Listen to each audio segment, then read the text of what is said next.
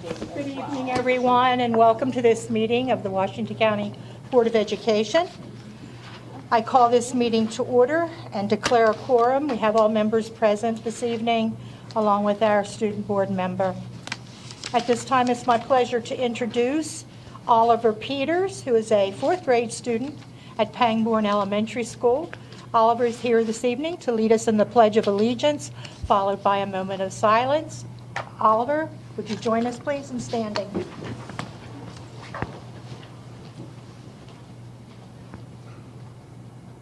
Allegiance to the flag of the United States of America and to the republic for which it stands, one nation, under God, indivisible, with liberty and justice for all.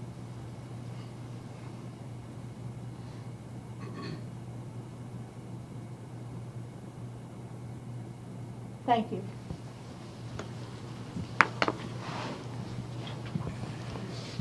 Hello again, Oliver. Hello. Oliver, you have some folks with you this evening. Would you like to introduce them, please? This is my mom. That's my dad. That's my principal. And that's my teacher. Okay. Miss Would you Marceron. like to share their names with us?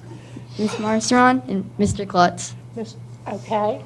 And Mom and Dad, or Mr. and Mrs. Peters? All right. Welcome. Thank you for being here in support of Oliver this evening. So Oliver, here it is, spring of 2023. How are things going for you at Pangbourne? Good. Good? You enjoy school? Yeah. You have some favorite subjects? I like math. Back there's Mr. Look in the back. Look in the back. Look in the back, you're getting celebrated. He's the chief operating officer of the school system, and he just thinks it's wonderful that anyone loves math in school, so you've made him happy. Make me happy and tell me you like to read. Yeah. All right. All right, good job. So when you're not in school doing math or reading, what are some things that you like to do outside? I like to play baseball and I like to travel. You like to travel? Ooh. Could you share with us some place that you really enjoyed visiting? Last summer I went to Croatia and this summer I'm going to Morocco. Oh, Wow, nice. nice. Wow. Wow, wow, wow.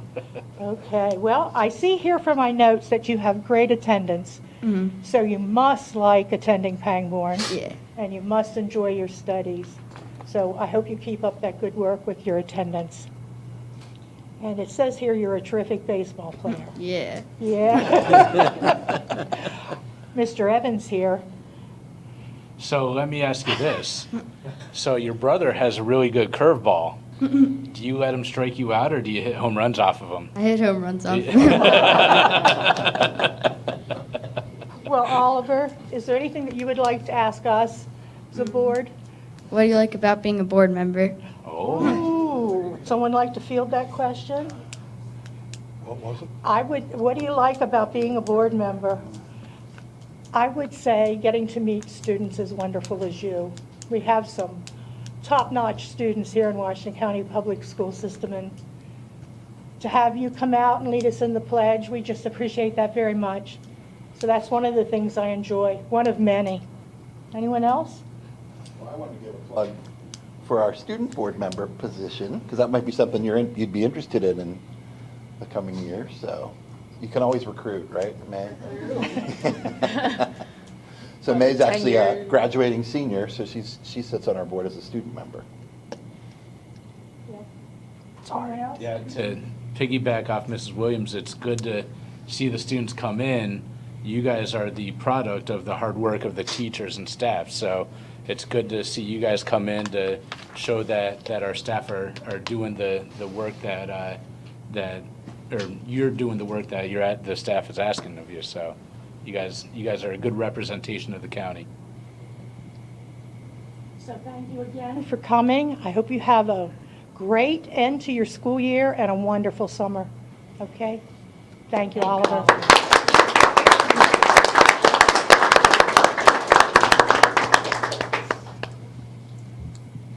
This time we'll have approval of this evening's agenda. Is there a motion, please? So move. Thank you, Mr. Stauffer. Is there a second? Second. Thank you, Dr. Zedmeyer. Any discussion of the agenda? All those in favor of approval? All right, we have a unanimous vote and the student member concurs. We'll move to approval of the minutes. Mrs. Williams, I move for the approval of the closed session minutes dated May 16, 2023. May 2nd, I'm sorry. Thank you. May 2nd, I'm pushing it a little bit there. May 2nd, 2023. Mr. Gessler, is there a second to Mr. Gessler's motion? Thank you, Dr. Zentmeyer. All those in favor of approval of the May 2nd closed session meetings minutes? All right, we have a unanimous vote. I move for the approval of the business meeting dated May 2nd, 2023. Thank you, Mr. Gessler. Is there a second? Second. Thank you, Dr. Zentmeyer. Are there any additions or corrections to the business meeting minutes of May 2nd? Okay, seeing none, all those in favor? All right, we have a unanimous vote and the student member concurs. Next on our agenda is the superintendent's report. Dr. Sovine. Yes, President Williams, members of the board. This week is National Police Week. It is a time for our country to recognize the sacrifices made by law enforcement officers, particularly those who have lost their life in the line of duty. Locally, we would like to thank all of our law enforcement partners for working with us and guiding us to keep our schools safe. And I'd like to certainly at this time invite Jeff Prue, our Chief Operating Officer, to come forward. He will introduce our guests this evening and present a proclamation to show our appreciation. I've had the pleasure of working and meeting with our representative law enforcement officers, and I can't thank you enough for the work that you do to support and keep our students safe and our community safe. So it's our pleasure to recognize you and thank you for coming out tonight. Thank you, Dr. Fine, members of the board. I want to recognize our law enforcement officers that are here tonight. Some of our SROs were not able to join us this evening due to other obligations, but starting in the front row, I think you probably know most of these folks. Chief Kiefer from Hagerstown Police Department, Lieutenant Close from Maryland State Police. He's the barrack commander here in Washington County. Major Mark Knight representing the sheriff this evening. SRO Tom Kelly from HPD is in the back, circling around. Deputy McCarthy, Deputy Lipinski from the Sheriff's Office, Sergeant Canode with HPD, and Deputy Burguigner also from the Sheriff's Office. A number of our SROs this evening, and they are fantastic. I'd like to read a proclamation that we will present to each of the department chiefs here this evening. And I think before I do that, I'd be remiss if we didn't also thank our municipal police departments that provide additional support to us in the town of Boonesboro, the town of Hancock, and the town of Smithsburg. There are often times when these guys are spread and they're working other things, and we have last-minute things that come up, and the town municipal officers fill in that void beautifully and do wonderful things for our community. So I want to thank them as well. So the proclamation reads, whereas law enforcement officers play an essential role in protecting our communities, our residents, and our schools. And whereas the Maryland State Police, Washington County Sheriff's Office, Hagerstown Police Department, and other municipal law enforcement agencies work in partnership with our schools to provide safety, support, and guidance. And whereas Washington County Public Schools can fully rely on our law enforcement partners to respond to any security need that may arise in a school setting. And whereas the established school resource officer program builds positive connections between students and police to promote a safe and healthy school climate. And therefore be it proclaimed that May 14th to 2023 is observed by Washington County Public Schools as National Police Week in recognition of the contribution made by the law enforcement officers to our school communities. Presented the 16th day of May, 2023.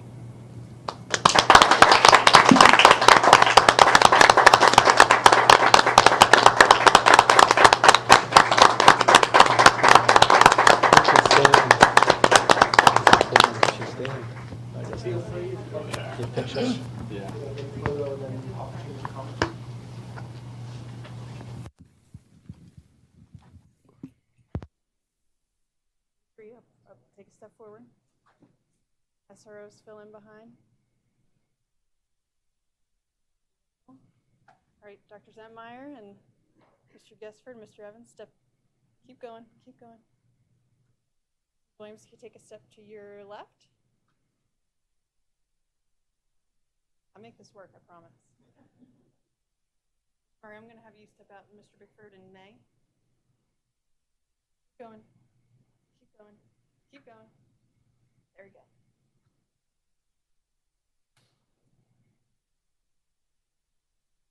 Right here on 3, 1, 2, 3.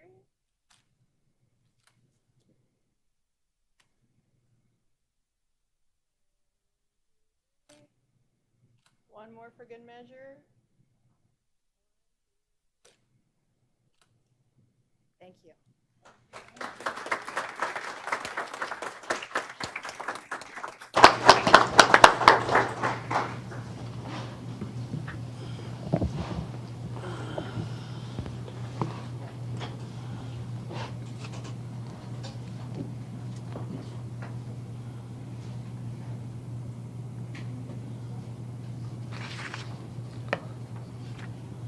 Thank you, Dr. Sovine. We'll move to public comment. I have no one who has signed up in advance. And before opening the floor to anyone who did not have the opportunity to sign up, I'd like to read from Policy KD with regard to procedures at business meetings and public comment. Each person wishing to address the Board of Education is encouraged but not required to sign up prior to the meeting and may address any topic concerning Washington County Public Schools except personnel or student matters which clearly identify an individual or individuals. Each speaker may speak for up to 5 minutes. And this evening, Mr. Bickford is our timer. Mr. Bickford, would you like to explain how that works? Well, Ms. Murray's going to do it, but 3 minutes. Let's get the timer. When you have 30 seconds left, you'll see this. And then when your time is up, you'll see this. Thank you, Mrs. Barron. So is there anyone who did not have the opportunity to sign up who'd like to speak?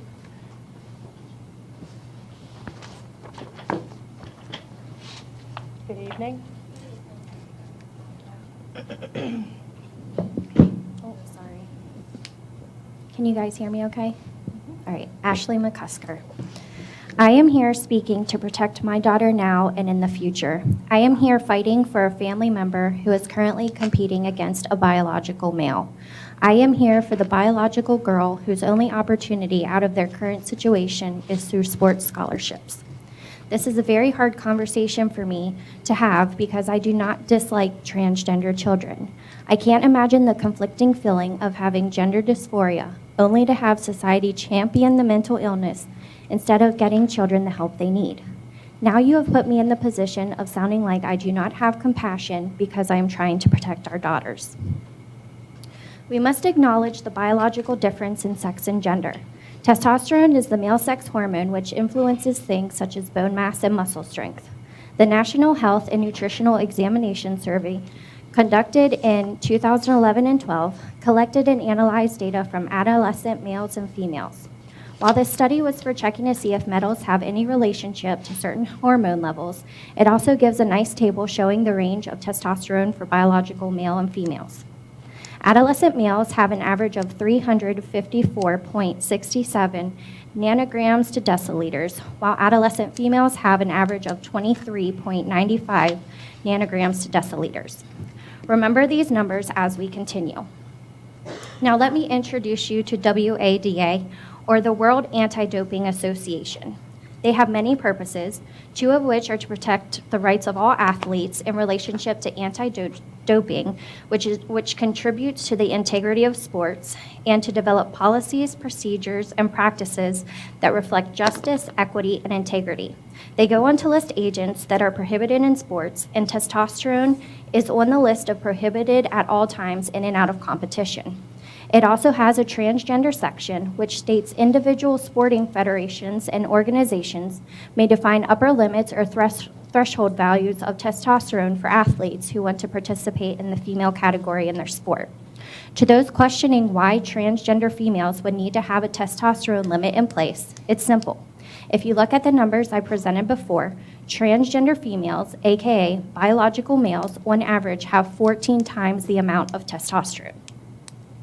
How much testosterone doping would our biological females have to take to be on an even playing field as transgender female athletes? Why is doping monitored but biological advantage ignored? Why is testosterone banned in the name of fairness and equity, but testosterone levels aren't checked in a transgender female to protect the integrity of female sports? We have seen biological males competing as transgender females and completely dominating female sports. You may think biology doesn't truly play that much of an advantage in sports, so let's take a look at some real-life statistics. Here are some results from the Washington County Championship. I will be telling you where our #1 female athlete would place if she were to race against the males in the same event. For the 100 meters, our #1 girl would place last in the male bracket. For the 200 meters, our #1 girl would place last in the male bracket. For the 400 meters, our #1 girl would place 11th in the male bracket. For the 800 meters, our #1 girl would place 12th in the male bracket. For the 1600 meters, our #1 girl would place 10th in the male bracket. For the 3200 meters, our #1 girl would place 5th in the male bracket. The list goes on with females at the obvious disadvantage if forced to compete against the opposite sex. Given the outcry of community members concerned with this, how can you say you are following the MPSSAA when they aren't even following their own guiding principles? After everything I have presented, can you tell me how, #3, the integrity of women's sports should be preserved? #4, policies governing sports should be based on sound medical knowledge and scientific validity. And #5, policy governing the participation in sports should be fair in light of tremendous variation among individual strength, size, musculature, and ability are actually being followed. Lastly, I understand this is the state law, but what I don't understand is why common sense seems to be extinct. What I also don't understand is why our conservative county isn't being represented by this board. Just because something is the law doesn't mean you can't represent your citizens. Just like you finally did with the mask, you could write the Maryland State Board of Ed and tell them your stance on female sports and female safe spaces. It is so frustrating on our end when absolutely nothing is done to support the will of our community. We aren't the more liberal part of Maryland, and we shouldn't be forced to change our morals and values. We want representation, and we are not getting that from the current Board of Education or administration. Thank you. Thank you.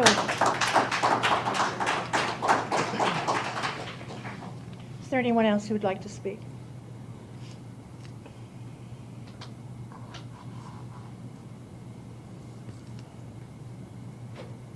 Good evening. Good evening. My name is Tom Thorson. I live in Washington County. I retired here about 17 years ago. And my wife was a former teacher and guidance counselor in Prince George County, and most recently a retired substitute teacher at Morgan's Avenue. She has a substitute for a number of years. Okay. And she used to joke with me when she came home. She said, "Here was my charity work for the day," and but she loved doing it, and that's why she went. I attended the Washington County 2024 budget hearing last Tuesday night and support some of the school board's funding requests. I was very, very disappointed that the Teachers Association, the school board, and the school leadership team did not publicly support how this was to be funded. Mr. Williams and myself did by requesting the state income tax to be increased to the maximum allowed at the public meeting. I also took the hard stand not increasing the Commission on Aging's budget. Not that I'm against helping seniors in need, but was opposed to a top-heavy organization where the CEO of a $3 million organization makes more than some school principals. I realize the Washington County Commissioners approved the budget today, which did not fully fund the school board's budget. All of you need to take some of the blame, not for obtaining the fully funded school budget. Not one of you stood up publicly with ideas how to fund your proposed budget. Just saying you told the commissioners is not good enough. You need to drum up public support months ago for your beliefs, supporting tangible items like increasing real estate taxes, increasing state income tax, and specifically named reductions in other county expenses. I'd like to thank you for your time and your service to the community. I know it's a thankless job, so thank you. Thank you, Mr. Thorson. Is there someone else who would like to speak?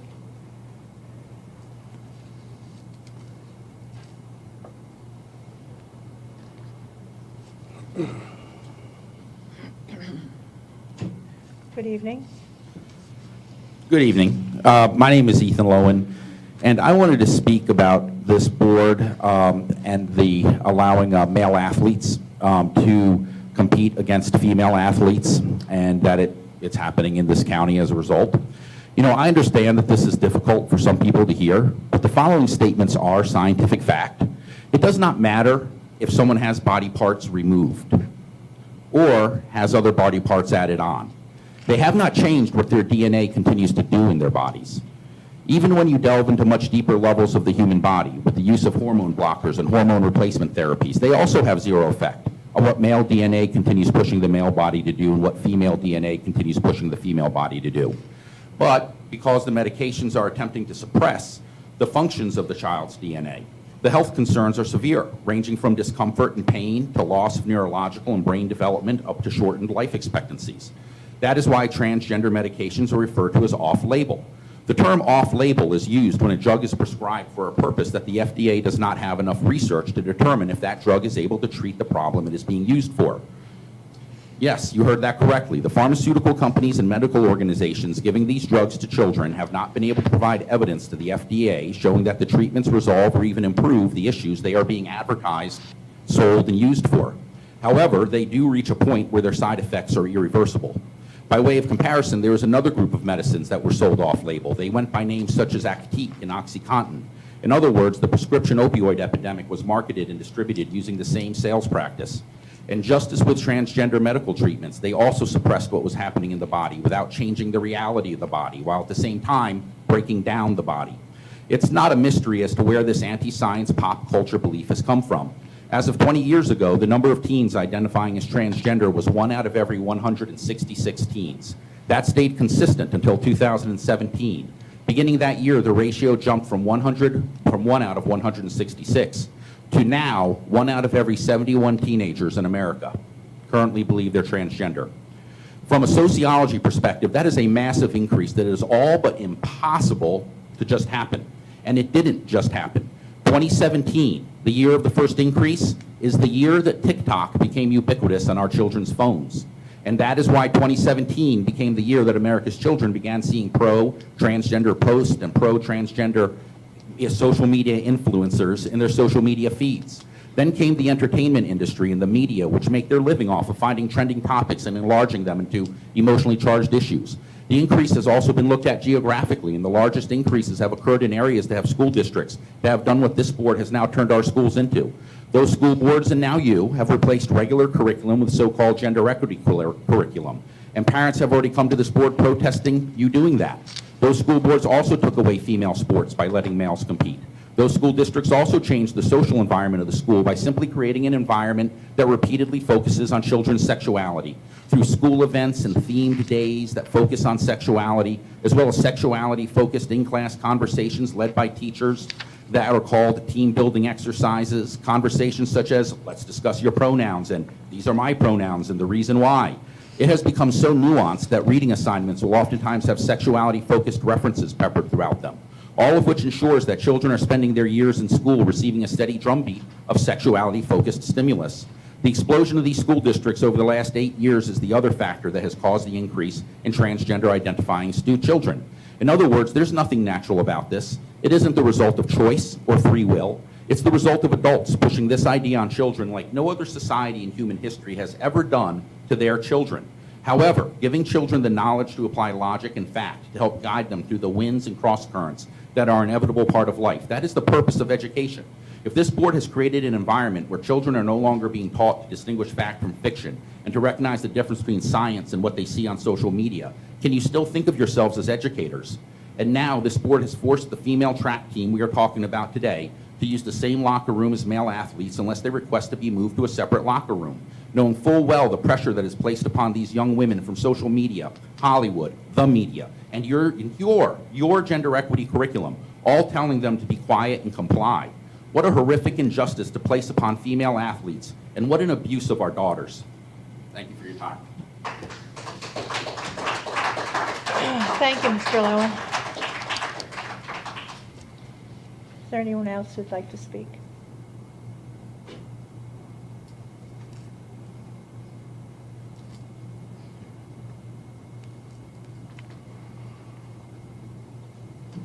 Good evening.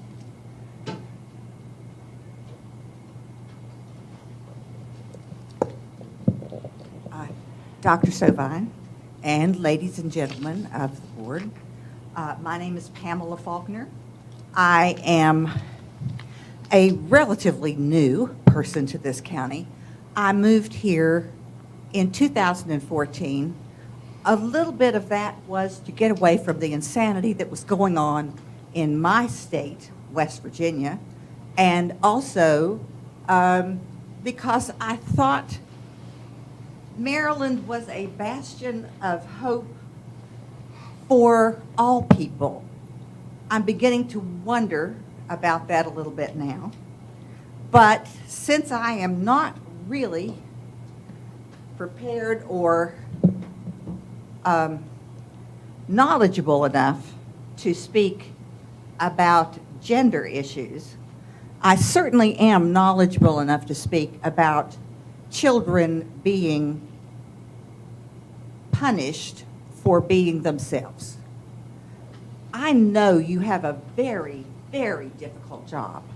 I know that everyone, teachers, everyone who deals with students has a very difficult job.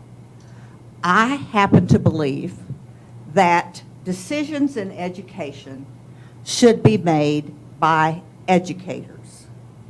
I believe that you, because of your experience on the board, have quite a bit of information about all the things that you need and that you are. I have learned incredibly willing to learn more in order to deal with the difficult things you deal with. I was a teacher for 40 years. That's probably the reason why I believe that this is not a simple job. Teaching is not simple. There are people who believe you can just stuff anybody in a classroom and let it go. That is very, very far from the truth. I have, like I said, 40 past years in teaching in Virginia, West Virginia, and South Carolina. And I think the most important thing we can teach our children is kindness, and being kindness and forgiving and understanding of those who are difficult and those who are different from ourselves, from things we are not aware of. The world changes all the time, and we are constantly going to be faced with new and different ideas that we have to come to grips with.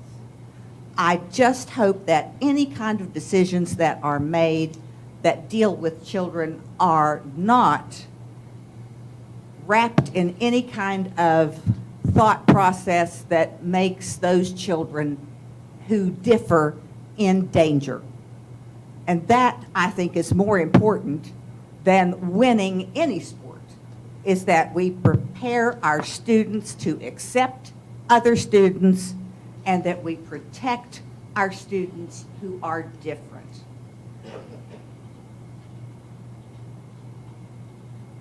I think I'm going to leave it at that, since that's what we seem to be focusing on in the evening. I have a feeling you'll see me again. And then perhaps then I will say what I really planned to say for this evening. But I still wanted to thank Stan and Melissa and Linda Murray, who came to the Board of Education knowledge session that we had the other night. That's I am the president of the Democratic organization in town. And we had something that was just teaching everybody, it was open to the public, teaching everybody what it is that you do and how difficult that job can be and how joyous Melissa and Stan and Linda were at being involved in the lives of our children, how really special they made it sound that they were Board of Education members. And in addition to saying what I have said already, I wanted to make sure that I thanked them, and I was sorry we couldn't have everybody, but I totally understand. Thank you very much. Thank you, Mrs. Faulkner. Is there anyone else who would like to speak? Ethan and his friends are really laughing at us.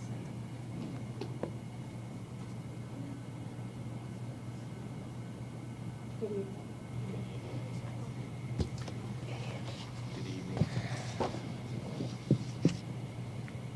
My name is Gene Kaufman. Dr. Savine and esteemed board members, I'd like to rewind about 6 months ago. 6 months is a long time, but many of us have not forgotten the comments from that board meeting on November 1st, 2022. And I'd like to direct the parents and the citizens of Washington County to the board's website where the minutes and the video of that meeting can be seen. That night, Miss Ashley McCusker, who spoke earlier this evening, read at the 15-minute mark approximately a number of books that are available in our Washington County Library, in our school libraries. And she mentioned a number of topics and a number of subject matter that is available in those books to our high school students. She mentioned subject matter that's described in graphic detail, including sodomy, fisting, golden showers, scat. I can't even. This material is available for our students to read. At the 39-minute mark approximately, Mr. Stauffer gave his remarks concerning the books. He went on to say that he had read a number of the titles and read a number of the books, and he felt as if those were age appropriate for our high school students, many students who are 15, 16 years old. I can't agree with that. I can't agree with that at all. Now, Dr. Savine, you're charged with operating our schools. You're charged with keeping them running properly, keeping them free of violence, free of indoctrination from a political perspective, and free from pornography. And so that's what you're tasked with. Board members, you're tasked with oversight of Dr. Savine's performance. So we plan to hold you accountable, and you ought to be holding each other accountable. And so once again tonight, I will reiterate my call for Mr. Stauffer to remove himself from the board and resign, and I'm asking each one of you to echo that call this evening as well. Thank you for your time.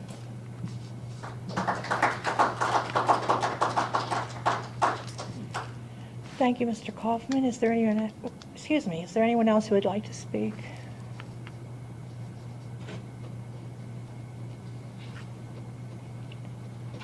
Good evening.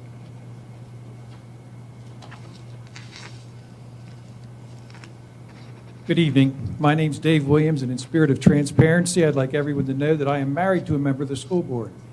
Because of that, over the last 10 years or so, I've attended most of these meetings, and because of that, over these last 10 years, I've managed to bite my tongue and keep my mouth shut during public comment. But in addition to being the spouse of a board member, I'm also a retired librarian from Washington County Schools. And I'm tired of the repeated claims warning of pornography in our school libraries. The most common definitions of pornography are all similar to the following from Merriam-Webster. The depiction of erotic behavior, as in pictures or writing, intended to cause sexual excitement. None of the books that have been cited here in the past as pornography meet this definition. None of those books were written with the express intent to cause sexual excitement. Granted, there are books in some library collections that have varying degrees of sexual content, some fiction books and some nonfiction books, but that does not make them pornography. So if you think that some books are too explicit or inappropriate for a particular age level, I'd like to remind everyone that WCPS has a procedure in place to challenge those books. Instead of coming here and broadly waving the pornography red flag and calling for someone to resign who has actually read some books, please follow the process in place for challenging the specific titles you find objectionable, and leave your red flag at home. Thank you. Is there anyone else who would like to speak?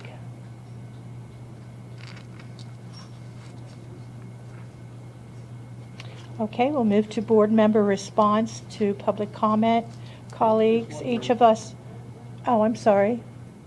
I'm sorry, I didn't see your hand. My apologies. Do you want to come forward? Good evening. Good evening. My name is Jeff Relson. I have a son in Boonsboro School and high school. I would like to ask any of you all, do you all have any kids in school at all?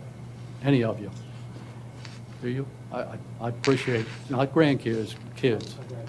But I think you all need to protect our children. One of my problems is, first of all, the taxes. If I just heard the other man speak that they passed to raise our taxes, does that have to do with the football field lights that you all funded? The turf field? Wouldn't that have been going somewhere else? The other thing would be, Boonsboro School has a Q Club. They have a poster outside there in the hallway so everyone can see it. Transphobia, homophobia, all this stuff. Why should that be allowed? Does anybody know about that? I'd like an answer. I'm sorry, sir, we don't dialogue. This isn't a time for back and forth discussion. It's a time for us to listen. Okay, well, So- I have a problem with it. Thank you. Noted. But I would also like an answer, how many of you all have kids in school? And I think you ought to check into this, just like the man said about the books, pornography. That is wrong. Maybe you don't think it's wrong, but it's wrong. And you know it down deep in your heart it is wrong. Thank you for your time. Thank you, sir.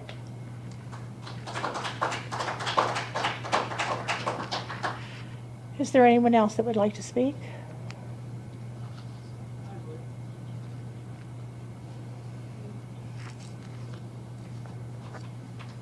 Good evening. Good evening.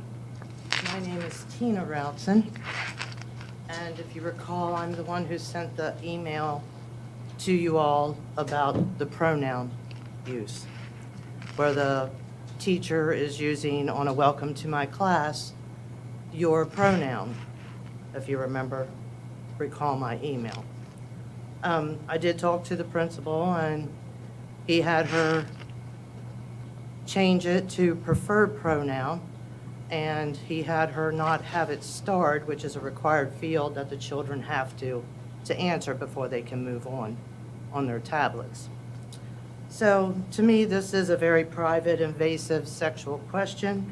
I don't know that many teens that talk to their adults about sex or their sex lives.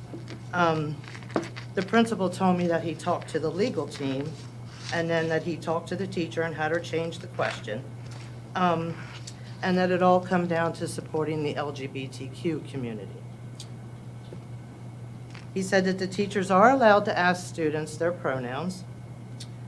Per MLA APA style in college in 2019, that they, them are no longer plural. Well, 2019, I wasn't in college, and to me, they, them is plural. I would like to know where the policy is for schools K through 12, not college. So we've been attending.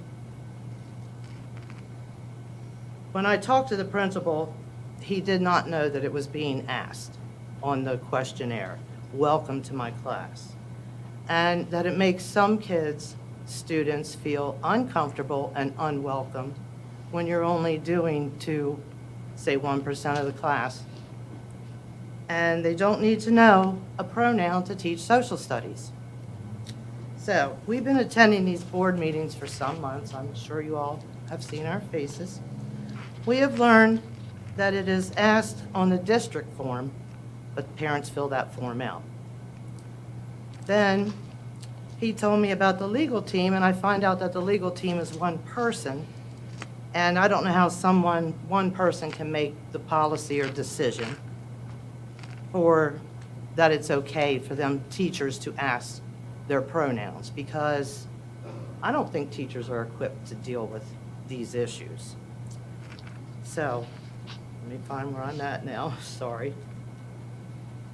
So I'd like to know where the policy is, and were parents involved, and what year this policy was made, because I can't find it. The only thing I can find in my research is from the state of Maryland Education.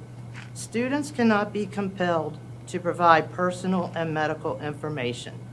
Any information disclosed to school officials about a transgender student, including information about the student's sex assigned at birth, medical history, gender identity, or gender transition, is confidential under the Family Educational Rights and Privacy Act. Such information cannot be disclosed without the express consent of a student. All right, let me find my place again here. This question and any others like it needs to be deleted from the questionnaires from teachers. Like I said, these teachers aren't equipped to handle this stuff, and some of them might not want to. We've also been told that the pride flag is not allowed in school. Now there's a poster board in the hall, and I don't know if y'all can see this, but it's about May 17th is International Day Against Homophobia, Transphobia, and Biphobia. And as you can see, the pride flags are at the bottom. Now, I'm like the other lady. I have nothing against the LGBTQ community, but I think we are servicing towards one particular group and not all the kids. What are you doing for the rest of the children? I mean, there's plenty of academics that need to be taught. And I think the poster should be taken away and the questionnaire should be taken away out of school. Thank you, Mrs. Routson. Thank you.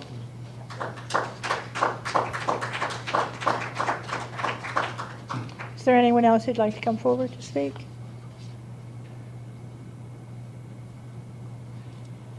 Okay, thank you. That'll bring to an end our public comment. And this time now is board member response to public comment. Should any board member wish to respond, there is a time limit of 3 minutes per member. Colleagues? Dr. Zentmeyer. I just thank you for speaking tonight so articulately and bringing your research. But even more than that, to share things that are so primed in your heart as well as your head with such grace and poise is very much appreciated. Thank you for your opinions and thank you for sharing them tonight.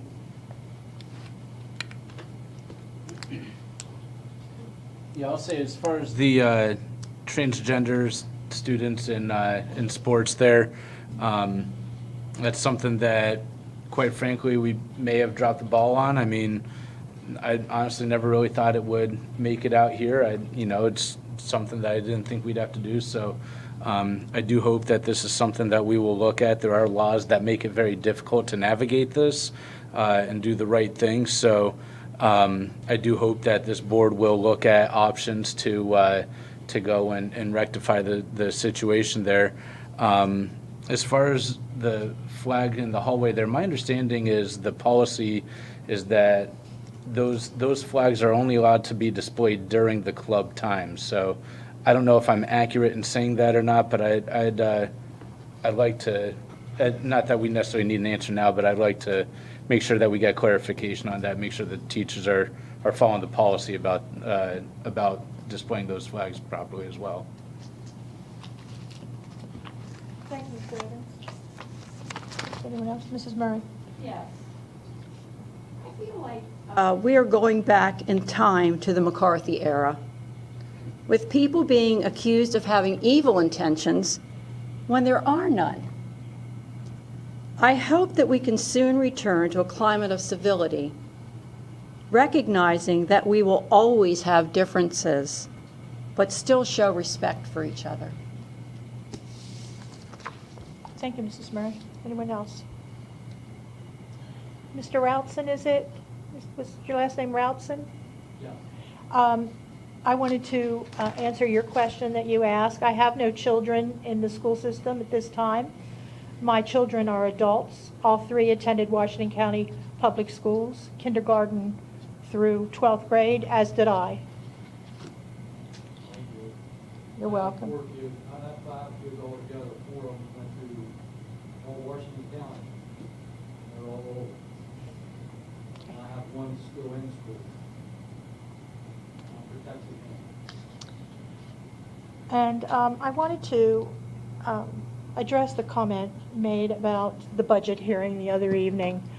I'm in my 10th year serving on the board, and I have attended every budget hearing since becoming a board member. I believe the last budget hearing was the only one that I have not spoken at. And that was done, that decision was made that Dr. Savine would speak for the school system. And so that was a conscious decision made by the board members.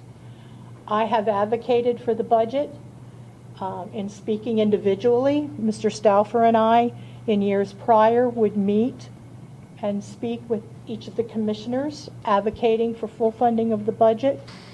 And every opportunity that I've had, I have taken to advocate for the budget.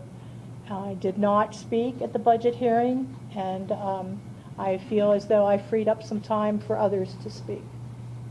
Don't you think that the turf field and the stadium lights would have been spent wisely? Mr. Routson, I'm sorry, this isn't a time for back and forth. I understand you have questions. Anyone else? I'd Mr. just like to- Gesford? Thank you. Clarification on our legal team. We do have more than one person in our legal team, and I'm not trying to argue that, but I want you to understand, so if someone did say that there's only one person, that's not true. There is people that work for our legal department. We don't have, a law firm by any means, so you may be right, we don't have the largest one, but we do have people that work very hard for the students and for the board members, so we are very appreciative to them. We don't always agree, with their decisions, and that's one that we have to personally make that, that decision. But sometimes the laws are laws, and we have to try to figure if there's something that we can do in policy to change things. And I am not a supporter of transgenders being in with girls' sports. I think girls and boys should be separated. I've always supported that. I don't hate anybody. I just feel like Title IX was put there for a purpose.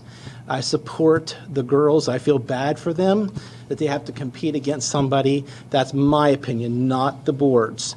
But you ask questions, and I'm going to tell you. So that's where I stand. And I look forward to hearing more. And if there's anything that we can do to rectify that, I would be willing to hear that too. So. I'll just answer his question. I had a son who's now an adult. He's 40 years old. He went to Washington County Schools, as did I, and I taught in the system for 42 years. And as a former coach and athletic director, I'll just say this. I remember advocating for the starting up of a girls soccer team at Williamsport High School back in the 1990s because the girls tried out for the boys soccer team. And I knew there was going to be a great influx of young ladies coming because of the travel teams and the youth leagues and so forth. And I knew that, I was going to be put in a situation where probably some boys, but some girls were going to get cut from the team. So that's all I'll say. If some of you would like to speak privately with me, that's fine. I will not say anything more publicly because things that I say have been distorted and so forth. And, that's why I'm not going to say anything else. If you want to talk to me, contact me privately. Thank you, Mr. Stafford. Colleagues, anyone else? Dr. Savine, would you like to speak, please? Yes, thank you, President Williams. Just a point of clarification during public comment. It was referenced that there action had been taken for a tax increase. The Board of County Commissioners did meet today. There was no action on a tax increase. The Board of County Commissioners did take action approving the FY24 budget.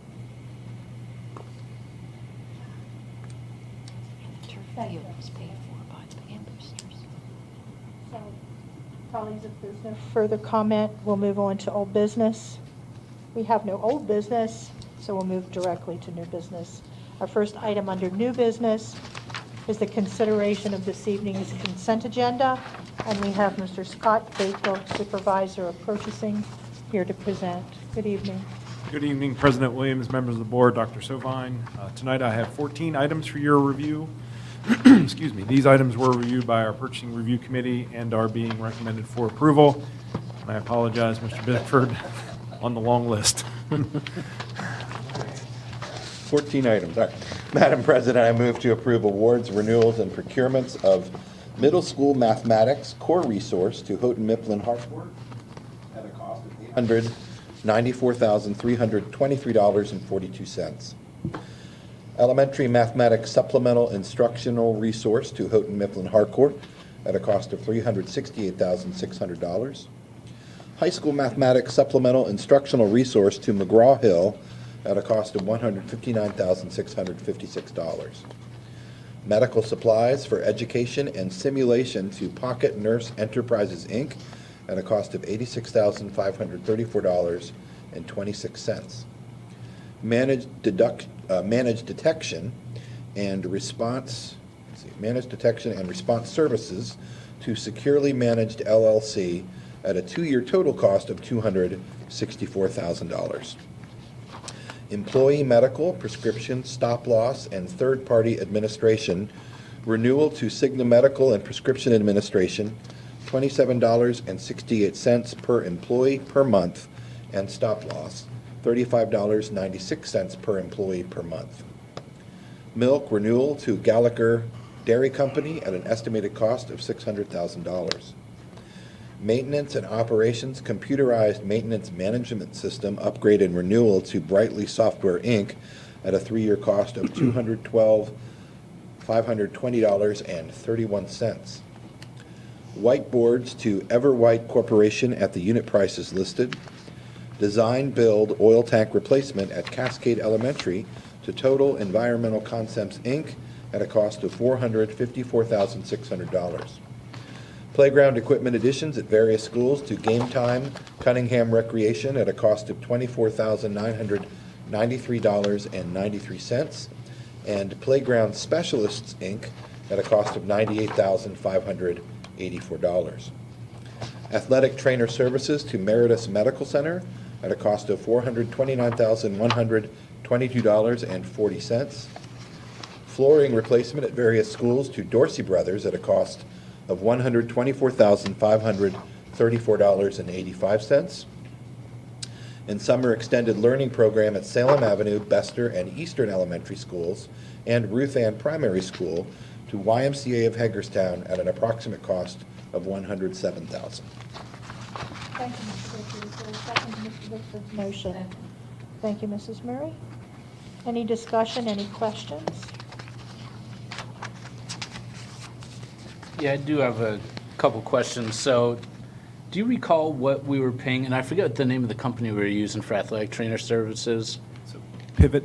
Yeah. Do you recall what we were paying for them before? So we were paying approximately $43,200 per trainer, and which came up to approximately $321,300 per trainer.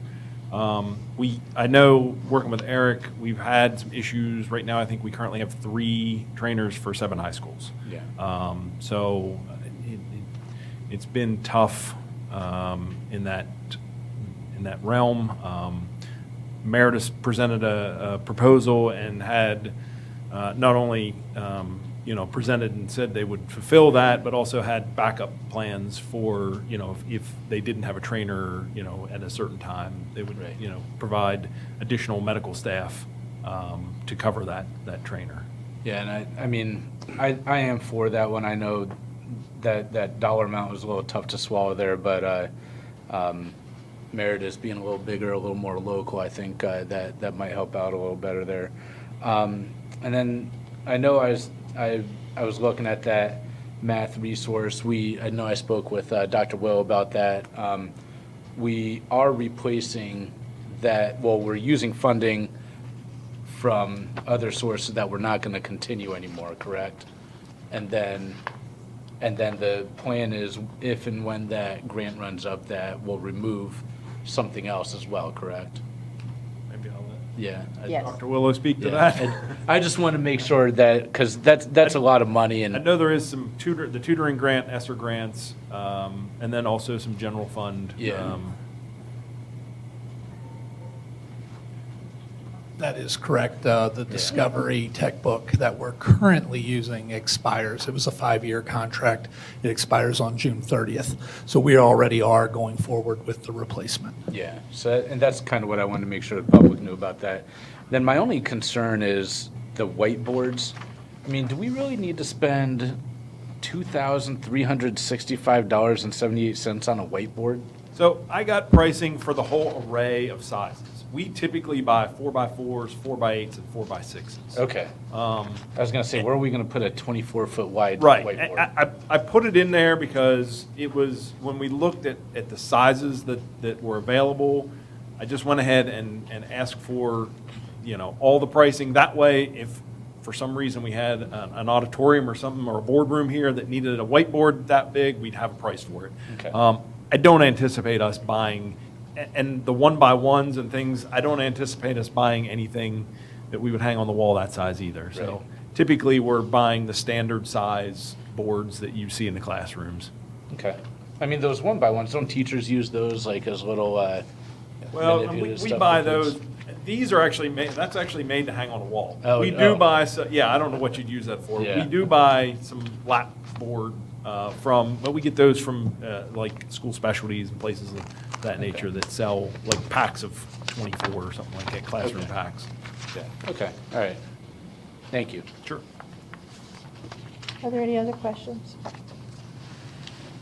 Okay, then we'll move to the vote. We're voting to approve this evening's consent agenda as read by Mr. Bickford in his motion that was seconded by Mrs. Murray. All those in favor? Okay, we have a unanimous vote, and the student member concurs. Thank you, Mr. Bakewell. Thank you.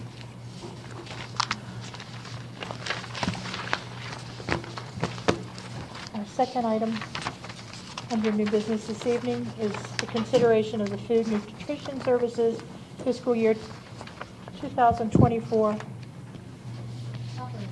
with Mr. Prue and Mr. Embley. Good evening. Good evening, Mrs. Williams, members of the board, Dr. Savine. This evening is annually we do in the month of May, we present the Food Nutrition Services operating budget. Mr. Embley has spent considerable time working on this year's budget, having it prepared, and it's going to walk you through a number of things. I think as we've talked over the last couple of years, as we've gone through the pandemic and we've seen various levels of COVID support, USDA additional increases in reimbursement for meals, other pandemic relief towards the food service fund. We've talked a lot also in the finance and the facilities committee about improvements the department is making with some of the surpluses the department has been able to work through and sustain over the last couple of years. So I think you've got a solid presentation in front of you this evening that shows how well our department has done over the last several years, how the performance appears to continue despite what really have been troubling times. So I think with that, I'll turn it over to Mr. Embley. Thank you, Mr. Brew. So talk a little bit about this fiscal year 2023 recap. Going into the school year, when we presented budget last year, we still did not know what the reimbursement rates would be. Those were announced in July.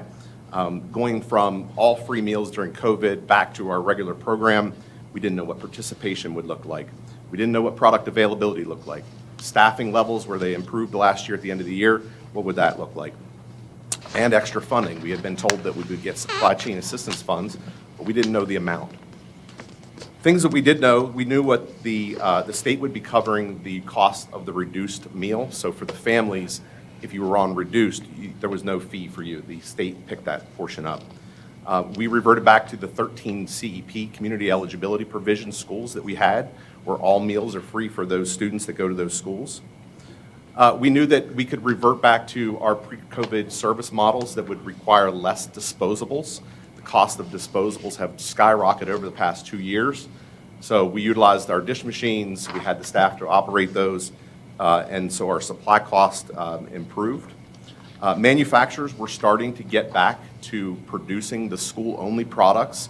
During when COVID hit, and there's manufacturers that produced food specifically formulated for schools, there was a lot of manufacturers that sat on product and had a lot of losses. And what we started to see, and we continue to see, is manufacturers dropping out of the program. And that's something that we're continuing to monitor because we can only buy products that meet our standards and regulations. So one of the things that did this year was it allowed us to have the a la carte foods that we were typically used to, and you'll see that in the presentation with the increased revenue. The one other thing that I'm really proud of this year that we were able to do is get back into the classroom to meet with students. We met with various student groups at all levels to really learn and to hear from the students. Since COVID, a lot has changed, and we really wanted to get back into the classroom. We met with probably 25 different student groups, collected feedback to be able to work on our 5-year plan and things that we want to do in our department. The one other thing before I move on is the supply chain assistance funds that we were told that we were going to get. We got two different rounds of those, $717,000 and $503. It's a lot of money, and we'll talk about where we feel that that's going to go next year. Talk a little bit about participation. Again, we had no idea. We looked at where we were in 2018-19 before COVID hit, and are really proud and pleased that we only went down 0.4% in breakfast participation, 1.5% drop in lunch participation, and again, going from all meals being free back to a paid program, we weren't really sure what would happen. So overall, I hate to go down in percentages, but overall, we really felt strongly that we maintained, and we're going to hope to continue to grow the program from here out. That was one of the reasons why we wanted to get back in front of student groups.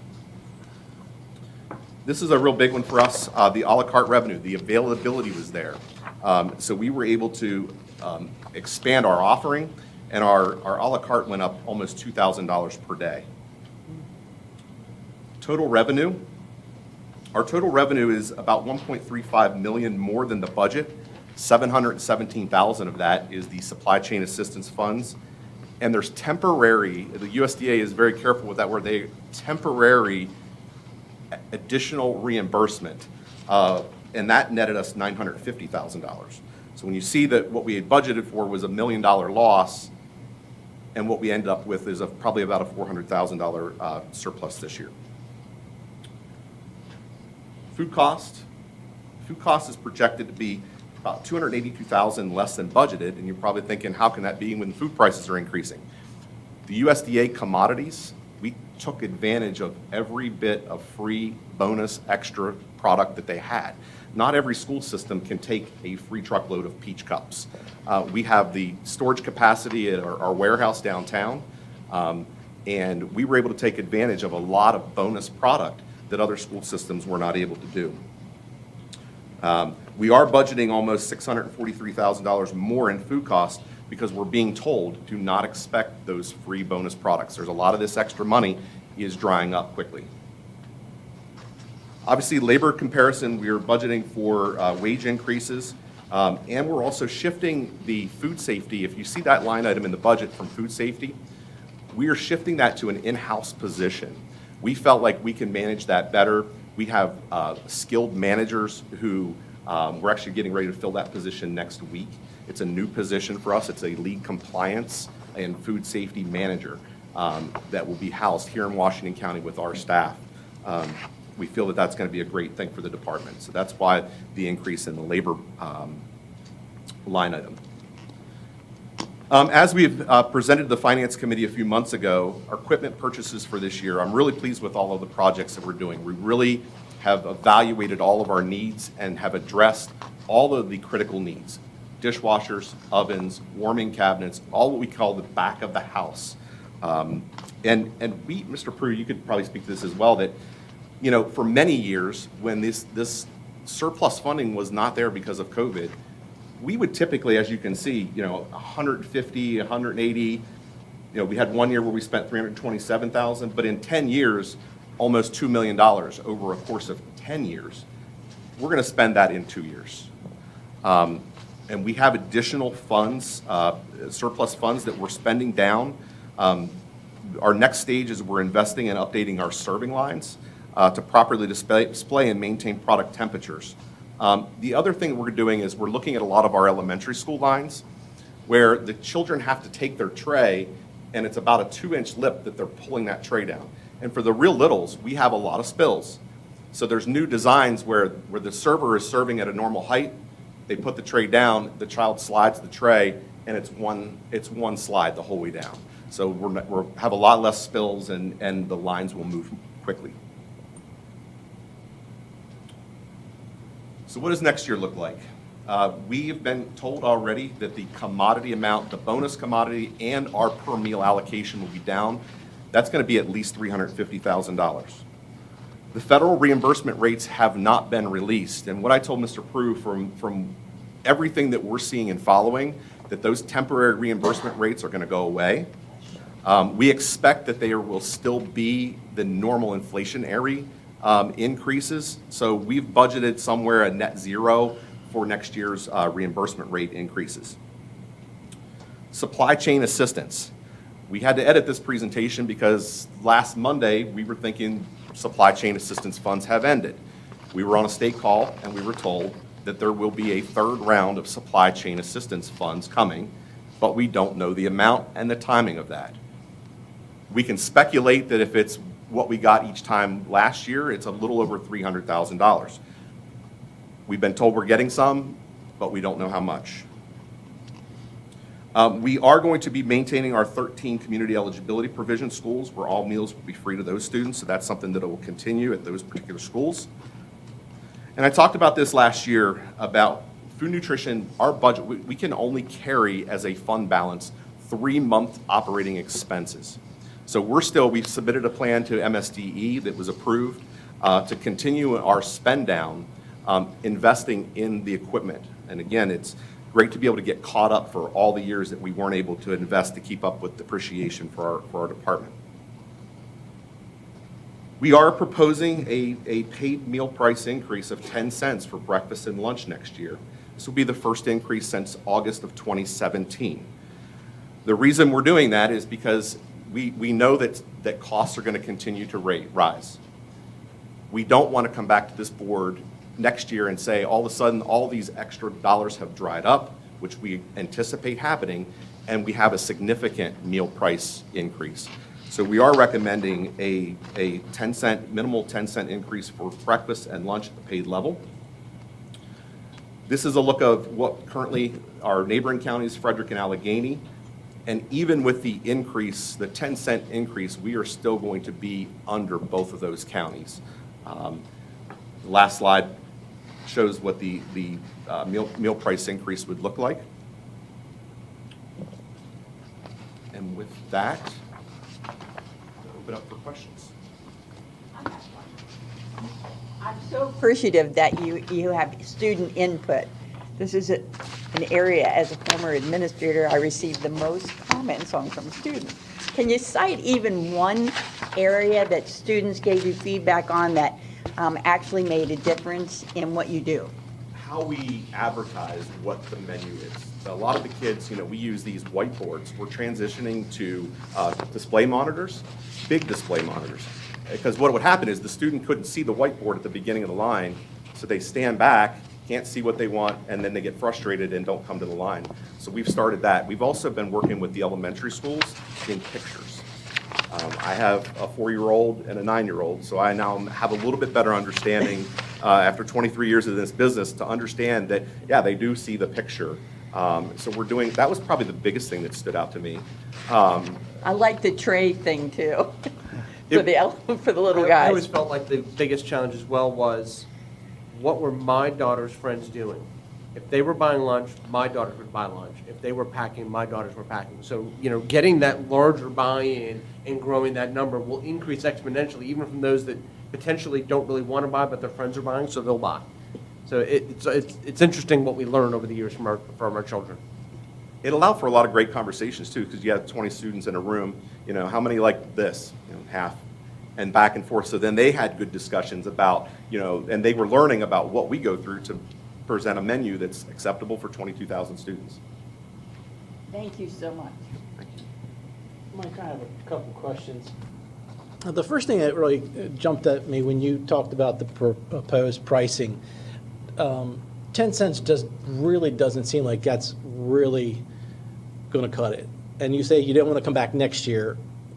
And we're looking at these numbers and we're seeing that we're still low. Why did you pick 10 cents and not maybe make it, 15 cents or 20 cents? Because, we all know when you go to the grocery store, everything continually goes up on a daily basis. And it does not, we don't get a special go pass for school system. We still have to pay, and we know that the equipment breaks down and we have to kind of find that money into that. So, being in food service for many years I saw that, and it's hard to, increase every year, but you can't look at the bottom line and go, well, we can pass this year and hopefully we make our budget.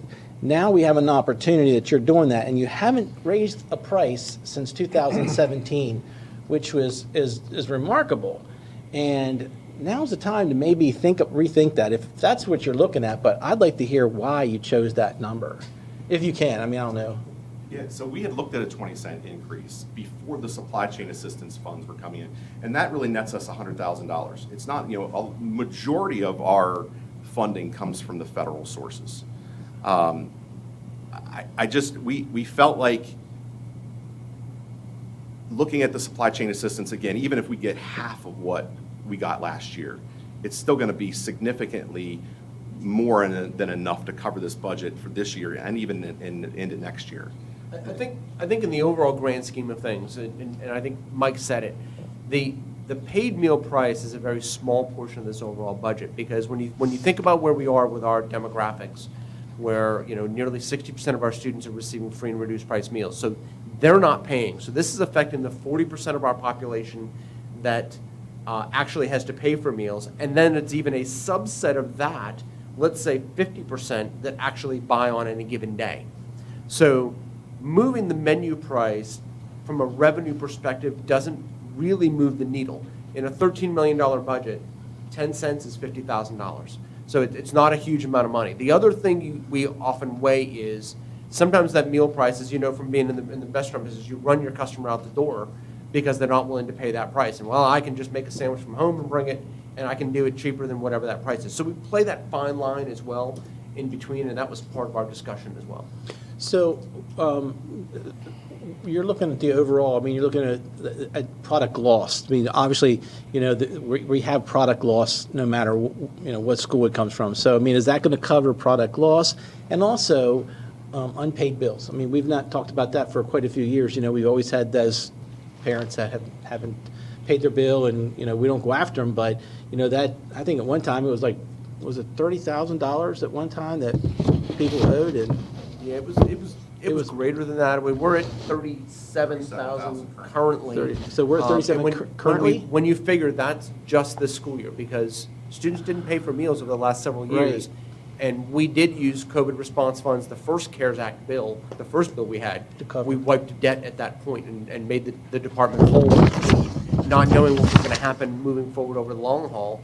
That was a decision that the board made with staff. So it's $37,000 in a year, and in a scenario where we've had some donations come in that are paid for debts. Yeah, we had one recently, I think, that came to the board that covered students at a particular school. So that continues to be a challenge. And that was my only thought about if you're going to raise it, maybe I'll think about those other things that we don't see. And if you've got that covered, I'm good with it. I do. And one other thing that, Mr. Prue and I had the opportunity to testify in Annapolis about a bill that didn't pass.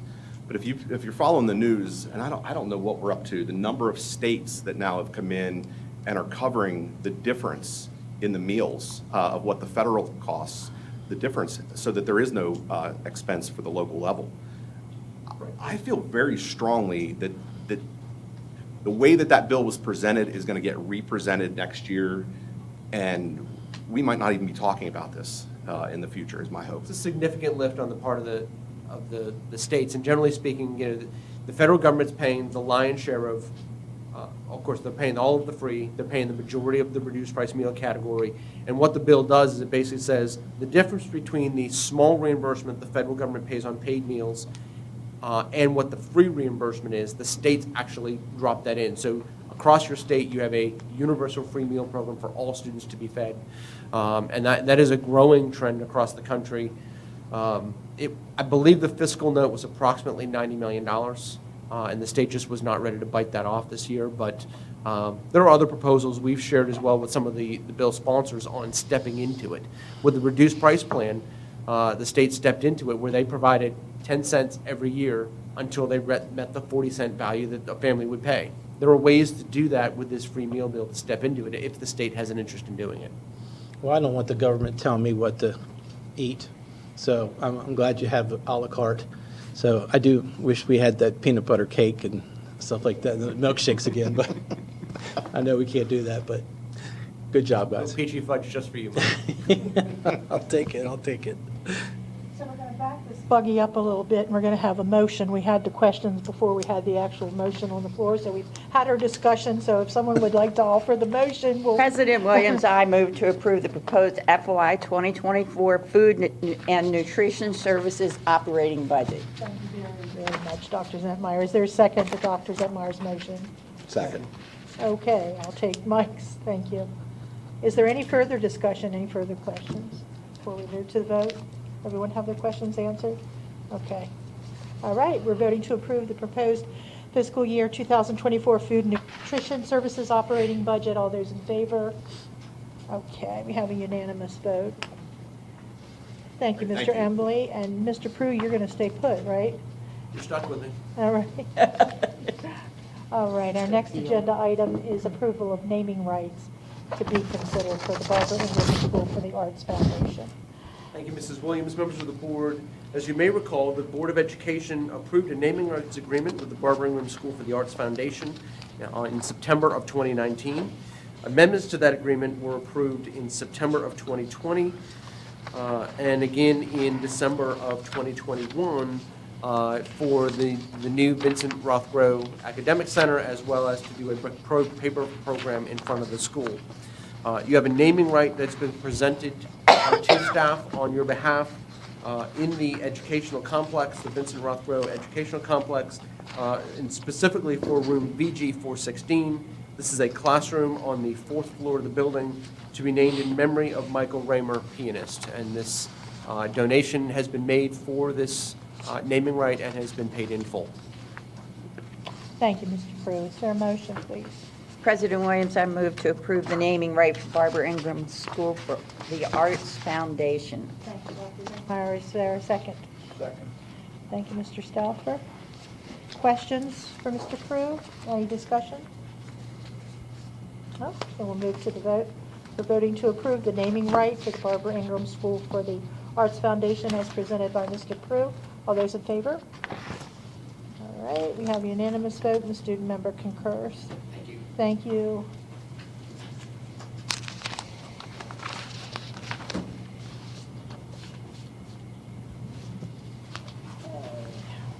Next agenda item is the first reading of Policy DN, disposable of surplus, salvage, and obsolete equipment and/or materials. We have Mrs. Ram here presenting.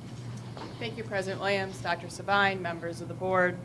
The Policy Committee reviewed Policy DN at the request of staff at its public work sessions on April 27th and May 10th, 2023.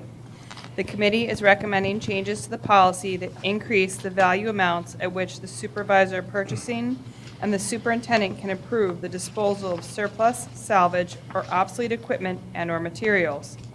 The committee's recommendations also change the amount at which Board of Education approval is required for the disposal of surplus, salvage, or obsolete equipment and/or materials. Additional changes to the policy include formatting and removing procedural language that would be placed in the accompanying administrative regulation, as we've done with several other policies this year. The committee is requesting that the Board of Education approve the first reading of proposed changes to Policy DN. Thank you. Is there a motion? Madam President, I move to approve the first reading of proposed changes to Policy DN entitled Disposal of Surplus, Salvage, or Obsolete Equipment and/or Materials. Thank you, Mr. Bigford. Is there a second? Second. Thank you, Mrs. Murray. Any discussion, any questions? No? All right, move to the vote. We're voting to approve the first reading of proposed changes to Policy DN entitled Disposal of Surplus, Salvage, or Obsolete Equipment and/or Materials. All those in favor? Okay, we have a unanimous vote. Student member concurs. Next policy to be considered is the first reading of Policy GBLA, Personnel Records, Background Checks, and Disclosures of Employees.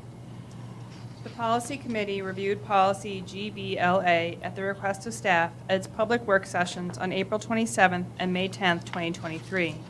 The committee is recommending that the policy be expanded to include the employment history review of applicants for certain positions, which is required by a state law that was enacted since the policy was last updated. In addition, the committee is also recommending a requirement that employees self-report an arrest, criminal charge, Department of Social Services, Child Protective Services investigation and finding, or incarceration for any criminal offense outlined in the policy, as well as the disposition of any ensuing criminal proceedings. The committee is requesting that the Board of Education approve the first reading of proposed changes to Policy GBLA. Thank you, Mrs. Ram. Is there a motion? Madam President, I move to approve the first reading of proposed changes to Policy GBLA entitled Personnel Records, Background Checks, and Disclosures of Employees. Thank you, Mr. Bigford. Is there a second? Thank you, Mrs. Murray. Any questions, any discussion? Okay, then we'll move to the vote.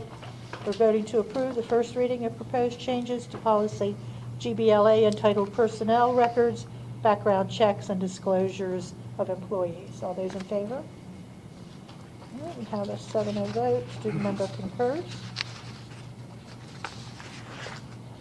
Okay, next item for consideration is the first reading of proposed changes to policy JEB, pre-kindergarten.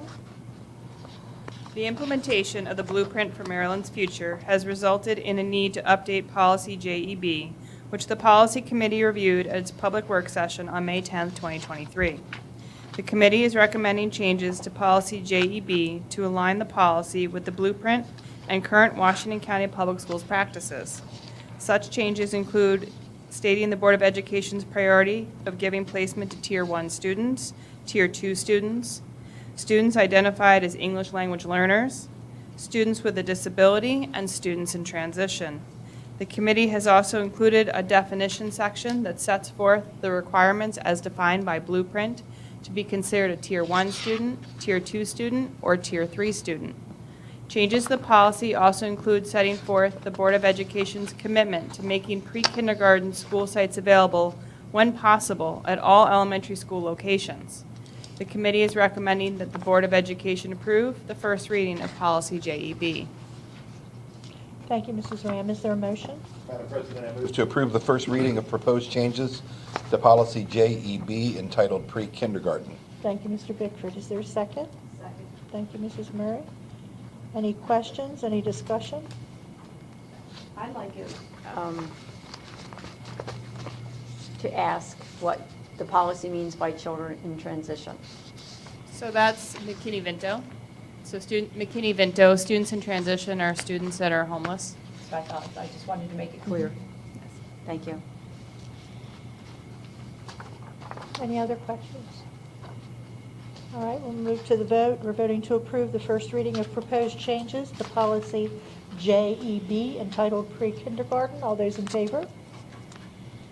Okay, we have 6 members and a student member concurs, so we have a 6-0 vote.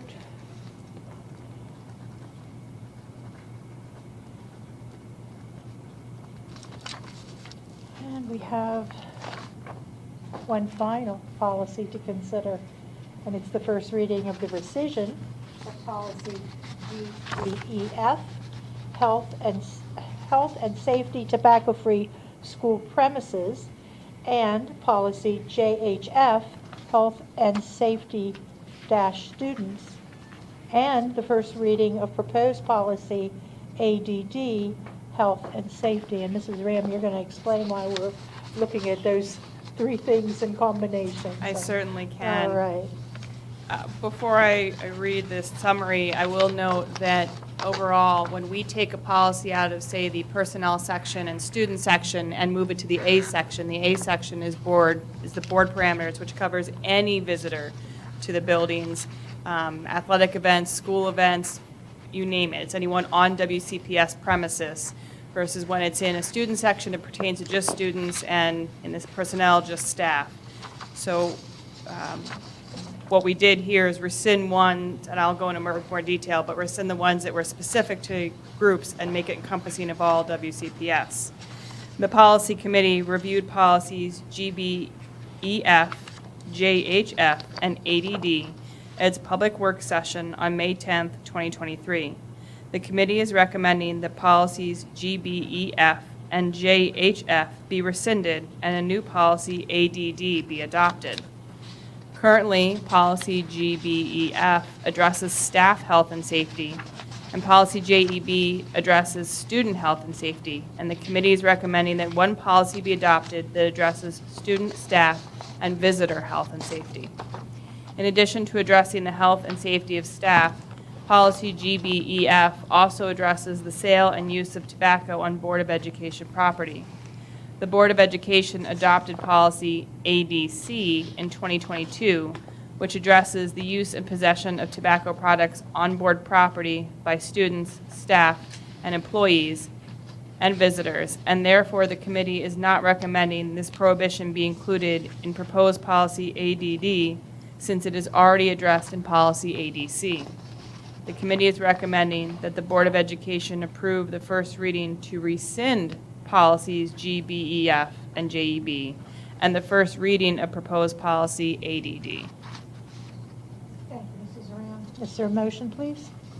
Madam President, I move to approve the first reading to rescind policy JBEF entitled Health and Safety Tobacco-Free School Premises, rescind policy JHF entitled Health and Safety Students, and I move to approve the first reading of proposed policy ADD entitled Health and Safety. Thank you, Mr. Bickford. Is there a second? Second. Thank you, Mrs. Murray. Any discussion, any questions? My only question on this one is, I don't imagine we have that many staff that smoke cigarettes, but for the ones that do, are they still able to go and do that? Is that part of laws and everything, or? They have to go off board property to do that, so the staff that do, typically, if they're in a walking area, will walk across the street from a school, or if they have to, get in a car and drive off campus as part of whatever break is built into their day. Okay. Is that currently what's taking place, or? Yes. Yeah. Any other questions? Okay, then we're voting to rescind policy GBEF and policy JHF, and to approve the first reading of proposed policy ADD. All those in favor? We have a 7-0 vote. And passes unanimously. Thank you, Mrs. Ram.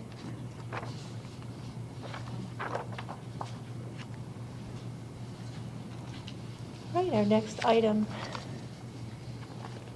is an item, did you want to introduce this one, Dr. Savine? Are you prepared to do that?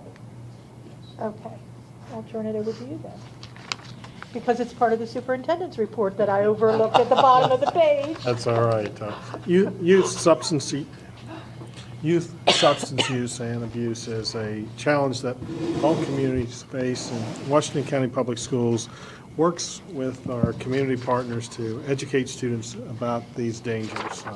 In an effort to prevent the issue and intervene with a student needs assistance, I'm going to now turn it over to Mr. Jeremy Jacoby, Eric Michael, and Helen Huffer, and from the Health Department, Mrs. Sterling, to share an update about these initiatives across our school system.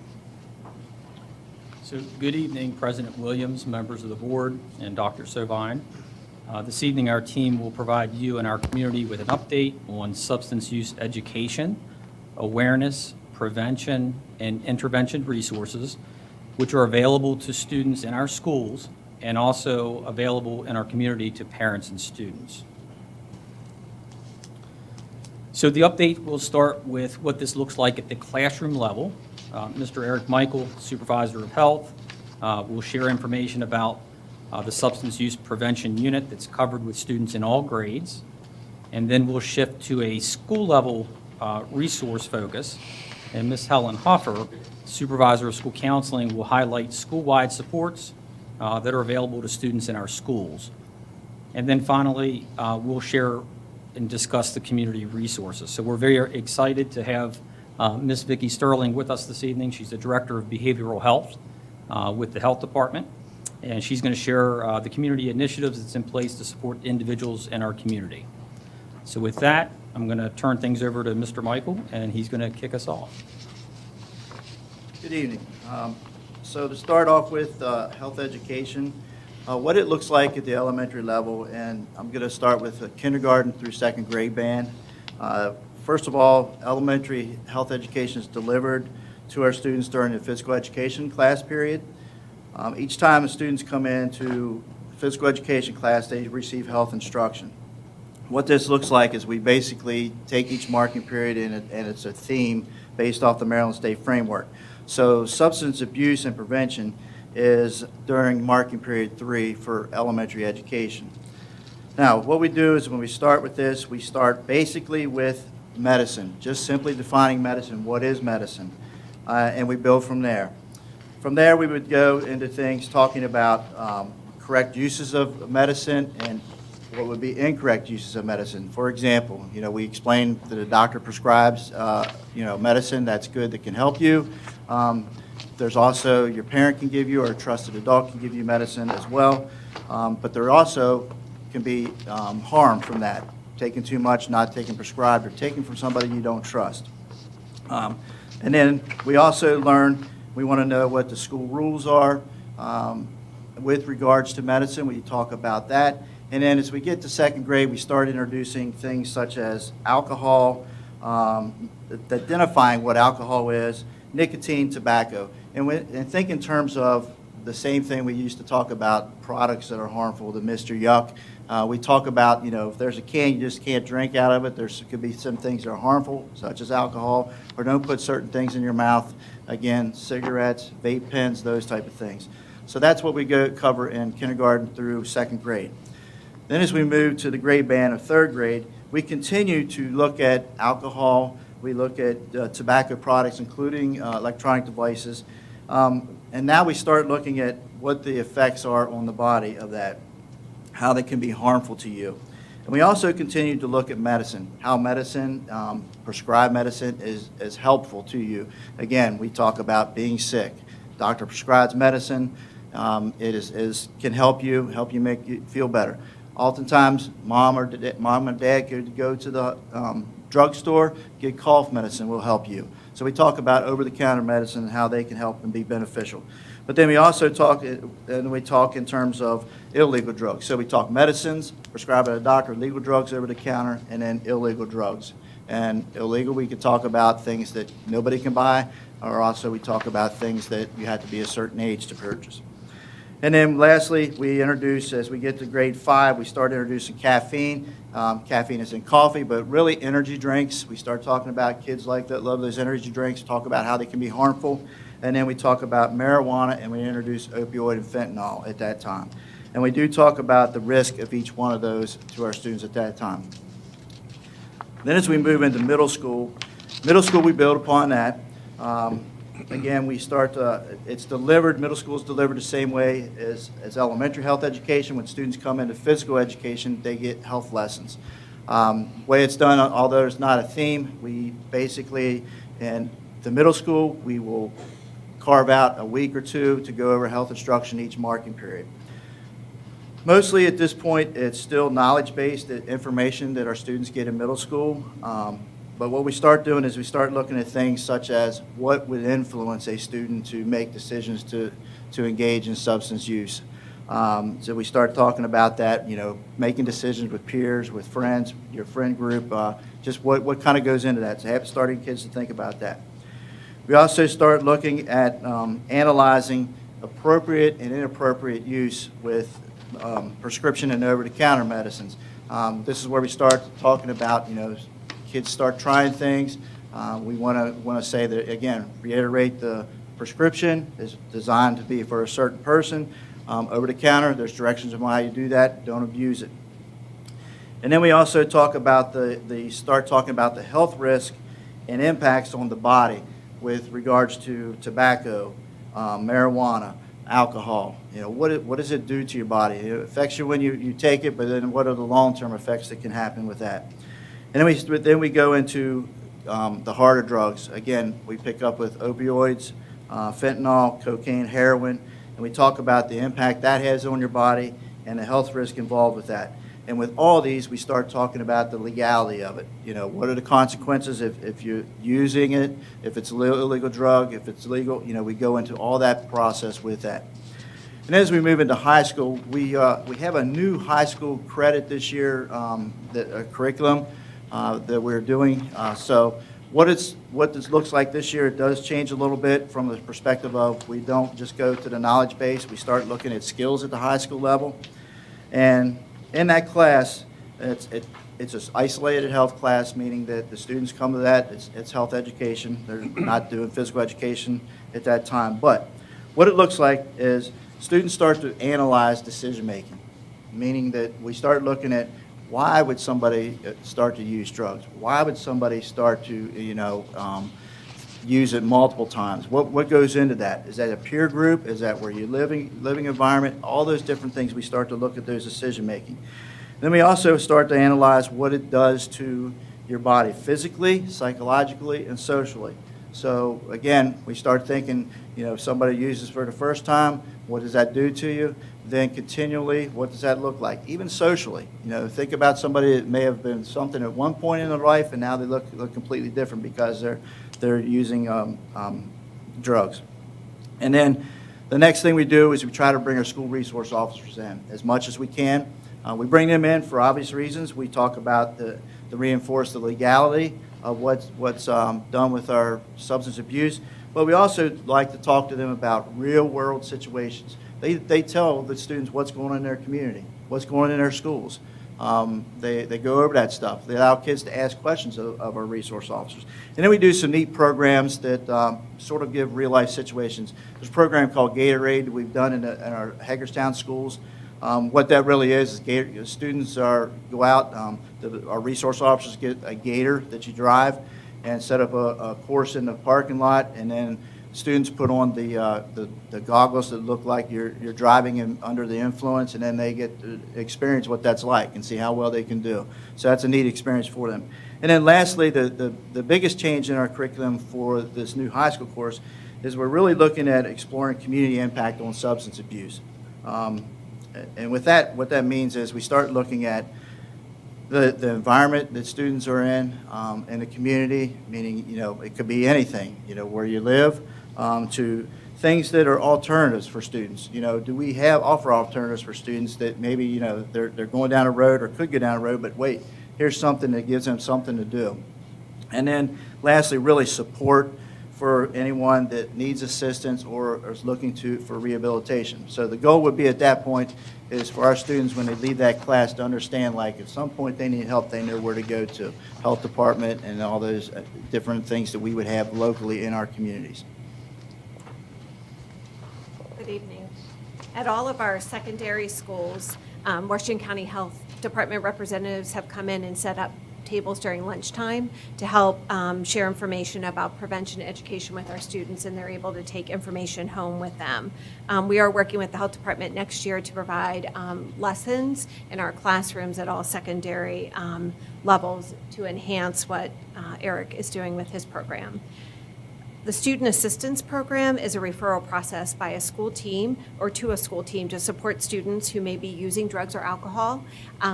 And students and parents are referred to the health department. It is a completely voluntary process, though, for the student and parent to follow up with the health department. We also have the diversion program, which is through Potomac Case Management, and it's in collaboration with our local police department. And the students cannot be involved with law enforcement prior to that. And the program is, again, on a voluntary basis for the student and family to agree to those services. We meet with the health department quarterly to plan support for our students in our school buildings, to plan for our student assistance program meetings and trainings for staff. The health department provides training to our staff on Narcan. Our staff can use that training to support prevention and education, as well on substance use. Washington County Public Schools provides training on youth mental health first aid. Usually during the summertime, it's a lengthy training. We also have partnerships with community agencies to provide services to students and families for support. Again, this is a voluntary process that parents and students have to agree to participate in with outside resources. And I'm going to turn it over to Vicki. Good evening. Can you hear me? Okay. So the Washington County Health Department has responded in several ways. One, with crisis response, which we receive reports of overdoses or EMS calls. So we respond to those reports within 24 to 48 hours. So we're monitoring the reports that are coming in for youth. For example, since January of this year, we've received 13 overdose reports for youth. And that doesn't just mean substances of intentional or unintentional, like a teen. It could be a younger child. So we also take that as an opportunity to educate families about proper storage and disposal of medication, because what we see is younger children getting into medication, which is why we have that early component in the elementary schools. This year, across the state of Maryland, every jurisdiction has been able to increase their crisis response to 24/7. So the turning point is our crisis intervention team for the mental health side, so that if a youth is in crisis, and I know they work well with the school board, and they are at school board representation is at our CIT meetings. So, and then they also provide follow-up, which we also do too. We would provide a youth that has experienced substance use overdose or an issue, we would give them the option to meet with a peer support specialist. And as Helen mentioned, we have the Student Assistance Program, which again, unfortunately, is very much relying on the parents' buy-in. So we do have a great program. We've had 46 referrals since the beginning of the year. However, only 8 parents have followed through. So that means they've either made an appointment and not showed up, or refused services, or just never returned the call. And a majority of those were vaping and marijuana. That's pretty much what we're seeing for our referrals. In the community, we do a lot of trainings. We do our Narcan training, and part of that, we talk about stigma reduction, and we definitely talk about that safe storage, because that's so important, and proper disposal of medication, because you don't want unwanted or expired medication in your medicine cabinet, because that puts youth at high risk, or just individuals from coming in your house and maybe taking your medication. And again, the safe storage part. We do provide parenting classes with evidence-based programs such as Dare to Be You, Chicago Parenting, and Strengthening Families. So we've partnered with Head Start to implement these there, and also the Adolescent Clubhouse, which I'll talk about in a few minutes. As most of you saw, we have this concealment trailer, and that's a partnership with Hagerstown City Police Narcotics Task Force and the Sheriff's Department. And basically it is to help parents sort of look at the risk factors that their children might be using substances. May it be it tobacco, that you can do sort of the early intervention, but just to give them an idea of what to look for, some of those behaviors. We do medication take-backs. We definitely do 2 a year with the National Take-Back Day, which is in October and April. But we also do another interesting thing where we walk with police and fire through neighborhoods and knock door to door and ask if they have medication that they want to get rid of. And this is one community building relationship, but also getting really resources out there, because we've talked to parents and we're able to educate them about the dangers of youth substance use. So we also have Washington Goes Purple, which is our big initiative to educate our youth in our community about the dangers of prescription pain medication. But we have really expanded that because, you know, just there's also the mental health and other things. So we've expanded that to prevent addiction and eliminate stigma. So we really want it to be sort of this initiative that's wide and has a big message, a really preventive message, but it's mainly based in education for that youth and community. We have recovery supports through Washington Goes Purple. We have an awesome peer team, and a peer is someone with lived experience. So this is someone who has gone through the process and is living in recovery, and they can support others achieve that goal too. We have evidence-based curriculum in our after-school programs, such as Girls Inc. and the Adolescent Clubhouse, and that is Too Good for Drugs, and that's K through 12, which sort of is similar to what Eric talked about a few minutes ago. And then we've been able to do the lunch tables in the secondary schools, and that's been really amazing because we've really gotten to speak to a lot of youth, and that's run by our alcohol and drug counselors. But also we have a youth in the Adolescent Clubhouse who's a peer support person and has gone to the events too, which is really nice because she attracts young people. And then we have the Adolescent Clubhouse, which is funded through state opioid response funding. And this serves youth that are at risk or are currently using from the ages of 11 to 17. And again, it's really hard because we have to rely on the parents to bring them and get them there. But they have about 10 kids, and they do a lot of recovery activities and skill building activities. And then we have a very vibrant tobacco and vape education that's geared mainly towards adults, but we are really pushing the vape with the kids. Like we have World No Tobacco Day, and we have youth influencers who have been trained to talk to other youth about it. We'll have the concealment trailer, so if you're bored on Thursday evening at at 5 o'clock, come out to the library. There'll also be free food. So we know we feed kids too. We feed them and give them free T-shirts. So that's how we kind of reel them in. That evidence-based, we use the EB Stanford Tobacco Prevention Kit and then Catch My Breath from CVS and In Depth. And as you can see, you can always go on our Facebook page for Washington Health or for our health department or our website. And then Washington Goes Purple posts all the time about the events that we have. We have online live trainings at least once a month, and they're usually pretty well trafficked afterwards, not so much during, but a lot of good resources for parents and community members. So thank you.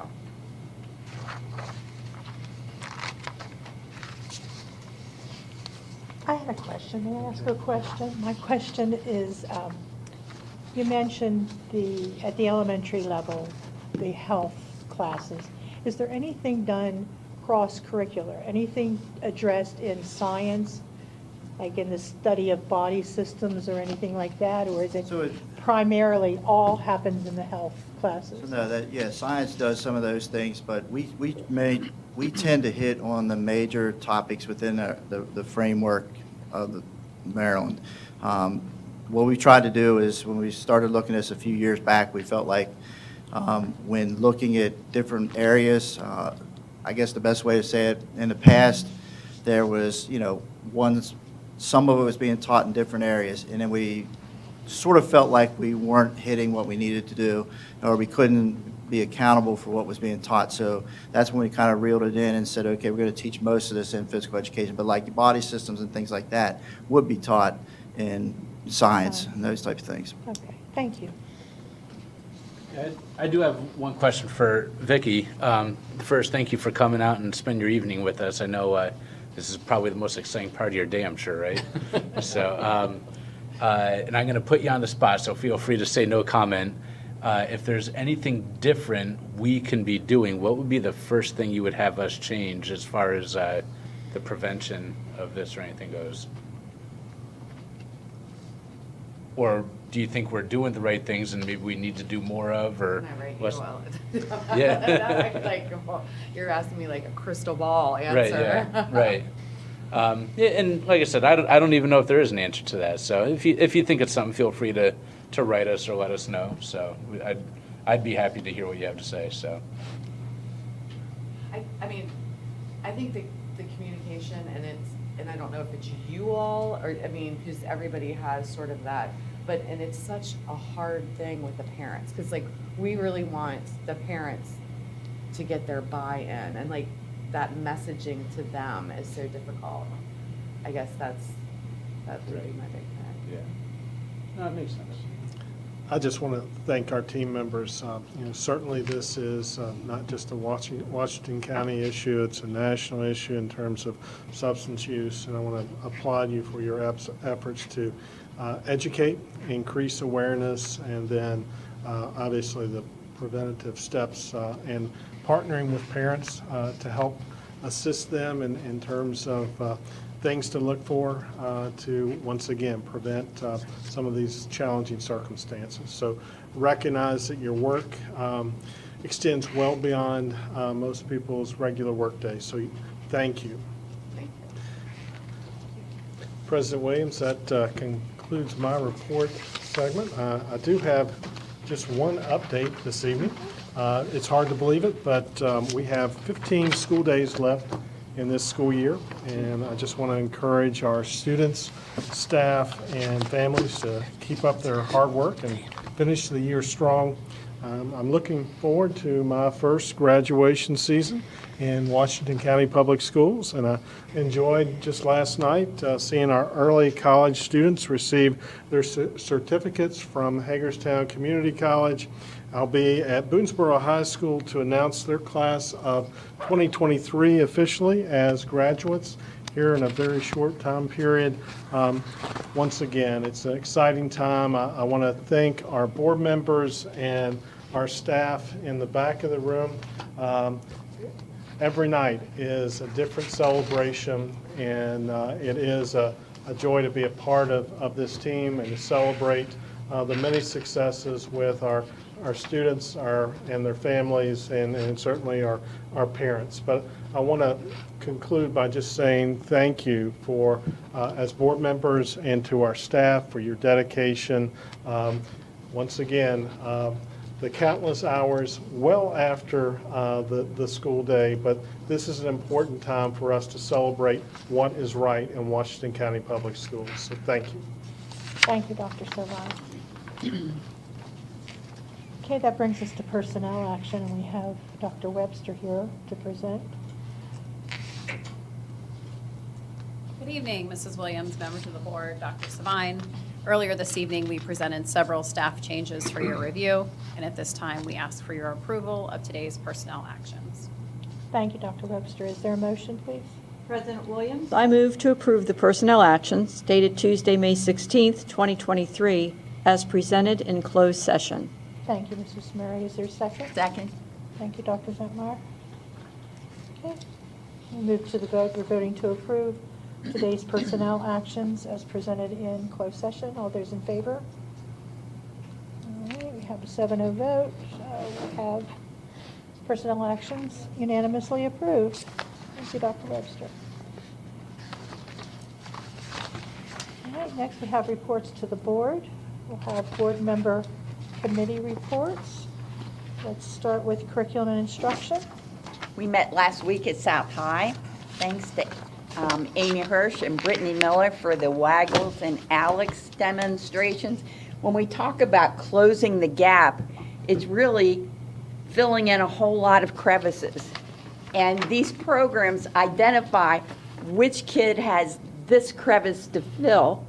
And if there's more than one, they can give a program to fill that crevice. And if it's one, they can fill that crevice. And all of a sudden, our gap will be closed. It was the most marvelous demonstration. And also kudos to South High's principal, Rodney Gaiman, who is so passionate about his students, and supervisor for CTE, James Aylshire, for updating us on the new and expanded CTE programs, especially at South. Wow, great things are happening. The CTE programs, including the Bar Academy and HVAC and potentially junior ROTC, are awesome. And there's much in store next year to engage our students throughout the county and prepare them for life after school. So our next meeting is at North High on Monday, June 5th at 2 o'clock. Thank you, Dr. Zentmeyer. Facilities, Mr. Gessler? Yes, thank you. Today we had our Educational Facilities Master Plan committee came for, and I just would like to thank the committee that works on the members of that. Chad Criswell, Rob Rollins, Jeff Prue, and Karen Kretzer, who was a part of that team. They do an awesome job of putting that plan together, and that is not an easy thing to do. And I'm in awe every year, and I've been on the facilities committee for quite a few years, and it is just, it takes a lot of planning to get all that out, and there's so many people that are involved in that, and it's just impressive how they can make it look so effortless, and I'm just glad I'm a part of that. It makes my committee look wonderful, and so I just want to say thank you to all those that are part of that. I know I've missed a few of them, but there is just a lot of good things going on in the school system, but in this instance, in that team, they're really doing a great job. Thank you, Mr. Gessler. Finance Committee, Mr. Evans? Yeah, I guess we're kind of boring. Jeff, we got to work on our game here. We haven't had a meeting in a couple weeks, so yeah, I was going to say tomorrow morning we'll meet. So when we come back next Tuesday, we'll come back and blow these two out of the water. So. Thank you, Mr. Evans. Human Resources, Mrs. Murray? Human Resources met last Tuesday, and we had a good meeting. Tim Haynes gave us an update on the Maryland Accelerates program.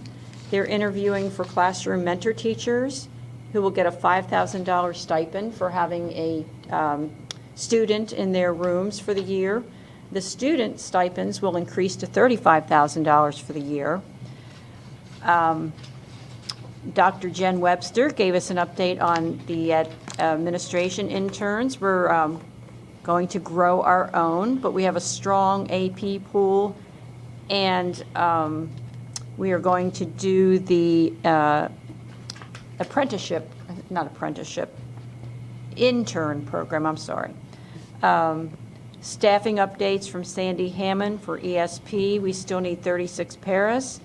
We need many custodians for second shifts and other ESP positions as well. They're getting very creative for attracting new employees. They have a short video showcasing ESP positions. It's on Facebook, and it can be seen advertised at the warehouse cinemas. So that'll be good. And Tim Haynes said they were back to in-person recruitment at colleges, but they had very many recruiters, more than they had students that wanted to be teachers. So hopefully they'll get more. And we are meeting again on September 12th. Thank you, Mrs. Murray. Mr. Bickford, Policy Review and Development. So policy is next meeting at the end of June, June 29th at 1 p.m. Ms. Cruz, anything for student government that you'd like to share? Sure. Washington County Association of Student Councils has kind of wrapped up for the year and will be on hiatus until the start of the school year in the fall. But the officers will still be working over the summer to make sure things are well planned for the coming school year. But yeah. Yes. Thank you. I'd just like to say that I serve on 3 committees this year, and I struck the bonanza last week. All 3 committees met last week, and that's a pretty rare thing, pretty rare occurrence. But I thank you all for your reports, and I've often said that not a day goes by serving on this board that I don't learn something, and that was certainly true last week. And Dr. Zentmeyer, I echo your thoughts with regard to the presentations that we had at South High. Just the enthusiasm of Principal Gaiman for the things that are happening there at South, and Mr. Alshire and the things that are happening with CTE and the new math resources. It was a great meeting. So thank you all for your committee reports. Under miscellaneous business, we have future agenda items. There's a long list, 11 items. We are looking at a date for the public hearing for the consideration of the closing of Fountain Rock and Hickory Elementary, and that date has yet to be finalized. Lots of things coming up on the 6th, including recognitions and second readings of policies. A good many of them. We'll be taking a vote on our 2023 Educational Facilities Master Plan on the 6th of June, so that then can be sent off to the state. We'll be looking at some budget adjustments also that night. And that takes care of June 6th. Long list of things. At this time, we'll have board member comments, and Ms. Cruz, can you start down there? Sure. The next time you all will see me, I will have my high school diploma. So I just want to wish all of the seniors a great next couple of 2 weeks. I can't speak for all of us, but I'm definitely excited, and I think we have 6 or 7 days left. Yep, received my cap and gown today, so yeah. Very excited, and I hope everyone is too.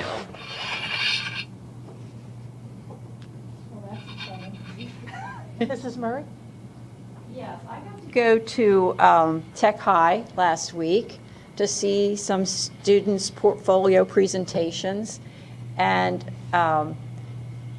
it was just amazing. And actually 3 of the students were former students at Salem Avenue when I was there, and it was so good to see them and see how far they had come. They did woodworking projects. They work with the pre-K, and so they made little manipulatives to help teach the alphabet and number recognition. And they also learned how to bake and decorate cakes. So they showed all of those things in their presentations, and I was so excited to be there and see that. And then the other thing is congratulations to all the seniors, and I am really looking forward to going to graduation this year. That's one of my favorite things to do as a board member. Congratulations, May. I'm too looking forward to attending graduation, including the Family Center celebration. You know how sometimes you run out of gas right before you get to the finish line, and you need a little help? Like high school heroes and New York City marathon runners and even Olympians who stop to help a fellow competitor across the line. That's our teachers and staff right now, as everybody sighs this collective sigh to get across that finish line. So we do say congratulations to seniors and thank you to your teachers, your staff, and your parents who have helped you. Even if you might have run out of gas just a little bit, you're crossing that finish line. 33 of our seniors representing each of our high schools did exactly that last night when they got their degrees at HCC. That early degree program, which was formerly middle college, is such a great, I mean, you read the little captions of each of the students who walked across the stage last night and you just go, wow, I want these to be my kids. But in any case, it was a joy to see them walk the stage last night and cross that finish line. So the only question I have for you tonight is, how are you running your race?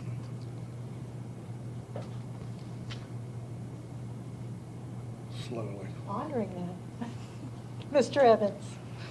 I'm not quick enough to run it too fast to run out of gas, so.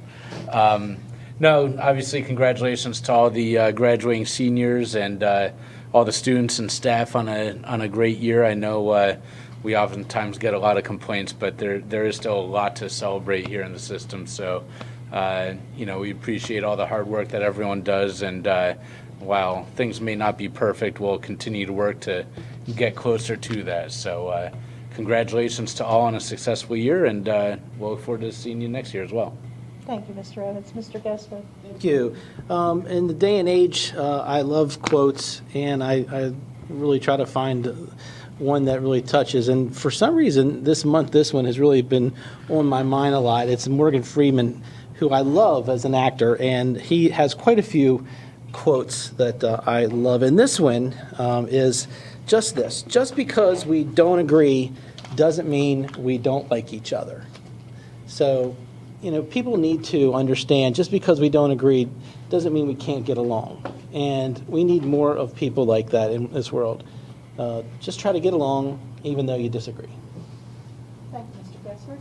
I have no comments to make, but I do have a presentation.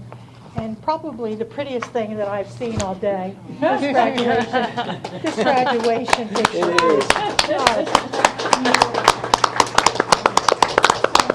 It's my privilege to present to you on behalf of the board in recognition of your outstanding service as a student member of the Washington County School Board, July 2022 through June 2023. And this is from the Washington County Board of Education, May. Beautiful. Thank you so much. There's a camera coming, too. Oh, okay. Yeah, my mom will want this.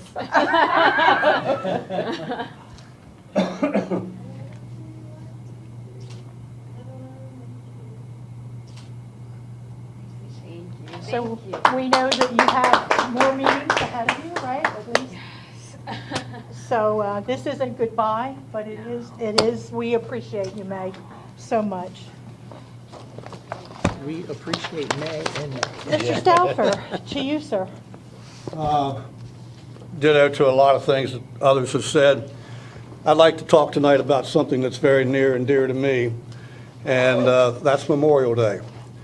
On the 29th, we'll have Memorial Day, but ever since the early 1970s, when the federal government decided to make it a along with other holidays, a holiday of convenience. They made it a 3-day weekend. I think Memorial Day has lost some of its meaning and so forth. And to many, it's just the beginning of the summer vacation system and so forth. But what I'd like to do tonight is tell you about some men with whom I served in Vietnam in 1969. And they're forever in my memories. And not all the stories out of the war zone are sad. This one is, but some of them are. There's a lot of humor, things that happen along the way. But so I call this a personal remembrance. And this Memorial Day coming up, when you're having hot dogs or whatever you do on Memorial Day, reflect a little bit, and maybe you can relate to some of the things I'm going to tell you. So it goes like this. And inscribed on the Vietnam Memorial Wall in Washington, D.C. is the name of Army Private First Class James Tonin. He was an infantryman, and he served in November Platoon, Delta Company, 1st Battalion, 18th Infantry Regiment of the United States Army's 1st Infantry Division in Vietnam, better known as the Big Red One. It was his nickname in 1969. I first met Jim Tonin about the middle of July of 1969 when I was assigned to Delta Company in November Platoon as a rifleman. And our platoon has shared some bunkers in our little operating base called Night Defensive Position Pagoda Inn. And during the next 40 days or so, we did the military operations of Delta Company, searches, patrols, and the favorite of everybody, laying night ambushes. On September the 1st, 1969, 2 others and I were wounded by hand grenade shrapnel. And this isn't about me, but I got to tell you that because after September 1st, I never returned to Delta Company. And so I wasn't with the platoon on the evening of September 27th, 1969. And that night, November Platoon was deployed in a night ambush position. And for the first time in months, they made contact with the enemy in such a situation. And after the brief ensuing firefight, 1 American was listed as KIA or killed in action. That lone American KIA was Jim Tonin. Swore I wasn't going to do that. He was just shy of 21 years old. So I remember also Sergeant Ronald Shipley. Late on the morning of August the 8th, Delta Company was helicoptered into an LZ, a landing zone, to begin about a 5-day search for an enemy force that intelligence reported had been sighted in the area. Shipley was in another platoon, and as the platoons left the LZ in different directions to look for the force, there was an explosion in the platoon that Shipley was in. And we were told initially that no one had been seriously hurt, but we knew differently. And later that afternoon, the word got out that Sergeant Shipley and a medic whom I did not know, named Robert Cooper, had been killed by the blast. And I remember Shipley's death because the evening before we went on that operation, Shipley had wandered over to our side of the little operating base, and I knew him, but Tonin knew him better because he'd been in the company longer than I had. And we sat for about a half an hour and just talked about various things that came up. You can relate to how 3 young soldiers maybe are talking and so forth. Later, on the afternoon of the day of Shipley's death, our platoon, November Platoon, was nearing a small abandoned South Vietnamese Army compound where we were going to rest for a few hours, eat our field rations before going out and laying a night ambush, when our squad of approximately 13 men received an order to reconnoiter a small jungle trail for signs of enemy activity.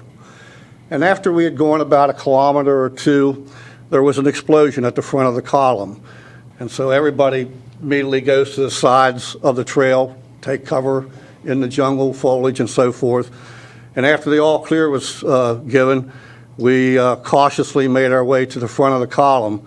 And I still remember to this day sitting on the ground with our company, our platoon medic hovering over him, and our platoon leader, who was a sergeant first class, not a lieutenant, but he was a 16-year veteran, named Sergeant First Class Dennis Duncan. And I remember Duncan trying to keep Sergeant Butch Hamburg, who was injured, from sitting up and looking at his injury because they were afraid of him going into shock. But what I remember about that was that his one foot was still attached to his one leg by a few charred shreds of skin and so forth. I remember that instant because he had 30 days, 30 stinking days left on his year tour of duty, and he was going home. He was going home. He went home. He lived, but he went home an amputee.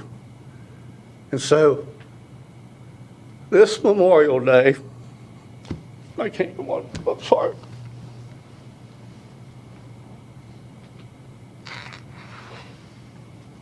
I'm fine. You don't want to? No, I'm fine. Okay. Okay. Dr. Savine, did you have anything that you wanted to add before we?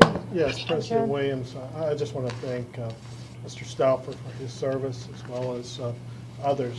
It wasn't about me, it was that about have- those guys. That have served, and certainly we have a holiday coming up where we recognize those that have given the ultimate price, and we thank you. Also want to thank our law enforcement officers as we recognize them earlier. We appreciate their efforts for keeping not only our students and our schools very safe, but also our extended community. I want to conclude by a couple comments, kind of a really quick year in review. We did finish the budget process today with the Board of County Commissioners action, and I just want to thank our staff and this board. You were just phenomenal in terms of engaging the Board of Commissioners in a very thoughtful, civil manner, where we were able to educate the entire public. These were meetings open to the public, where we were able to highlight our very strong reading and math program. We were able to highlight our pre-K program that has made way for our kindergarten readiness, where our students are performing at the top of our state. And Maryland State Department of Ed started the year recognizing us because they felt it was important to come out and conduct a meeting here because of our apprenticeship program and our strong CT program. And we've had opportunities to lift that up because it is one of the strongest programs, if not the strongest program in the state. And that makes a difference here locally in terms of developing that strong workforce pipeline for our local businesses. And just a few weeks ago, the Maryland State Department of Education asked one of our elementary schools to share their success story. Salem Avenue Elementary, the principal, Tom Garner, as well as about 4 teachers, shared how they are really beating the odds and are one of the highest rated and highest performing schools in the state of Maryland. So we have much to celebrate. Much is right, and I want to thank this board and our senior staff, our leaders, and our teachers in our school. It's been a tremendous year, and we have a bright future as we continue our plans. We've already started planning for professional development this summer and into next year. So I just want to thank this board for your leadership, and certainly want to thank our Board of County Commissioners for their work and making really hard decisions. And I know they'll continue to do so, but this is a strong partnership, and I just want to thank you for lifting up what is right with our school district. So thank you. Thank you, Dr. Savine.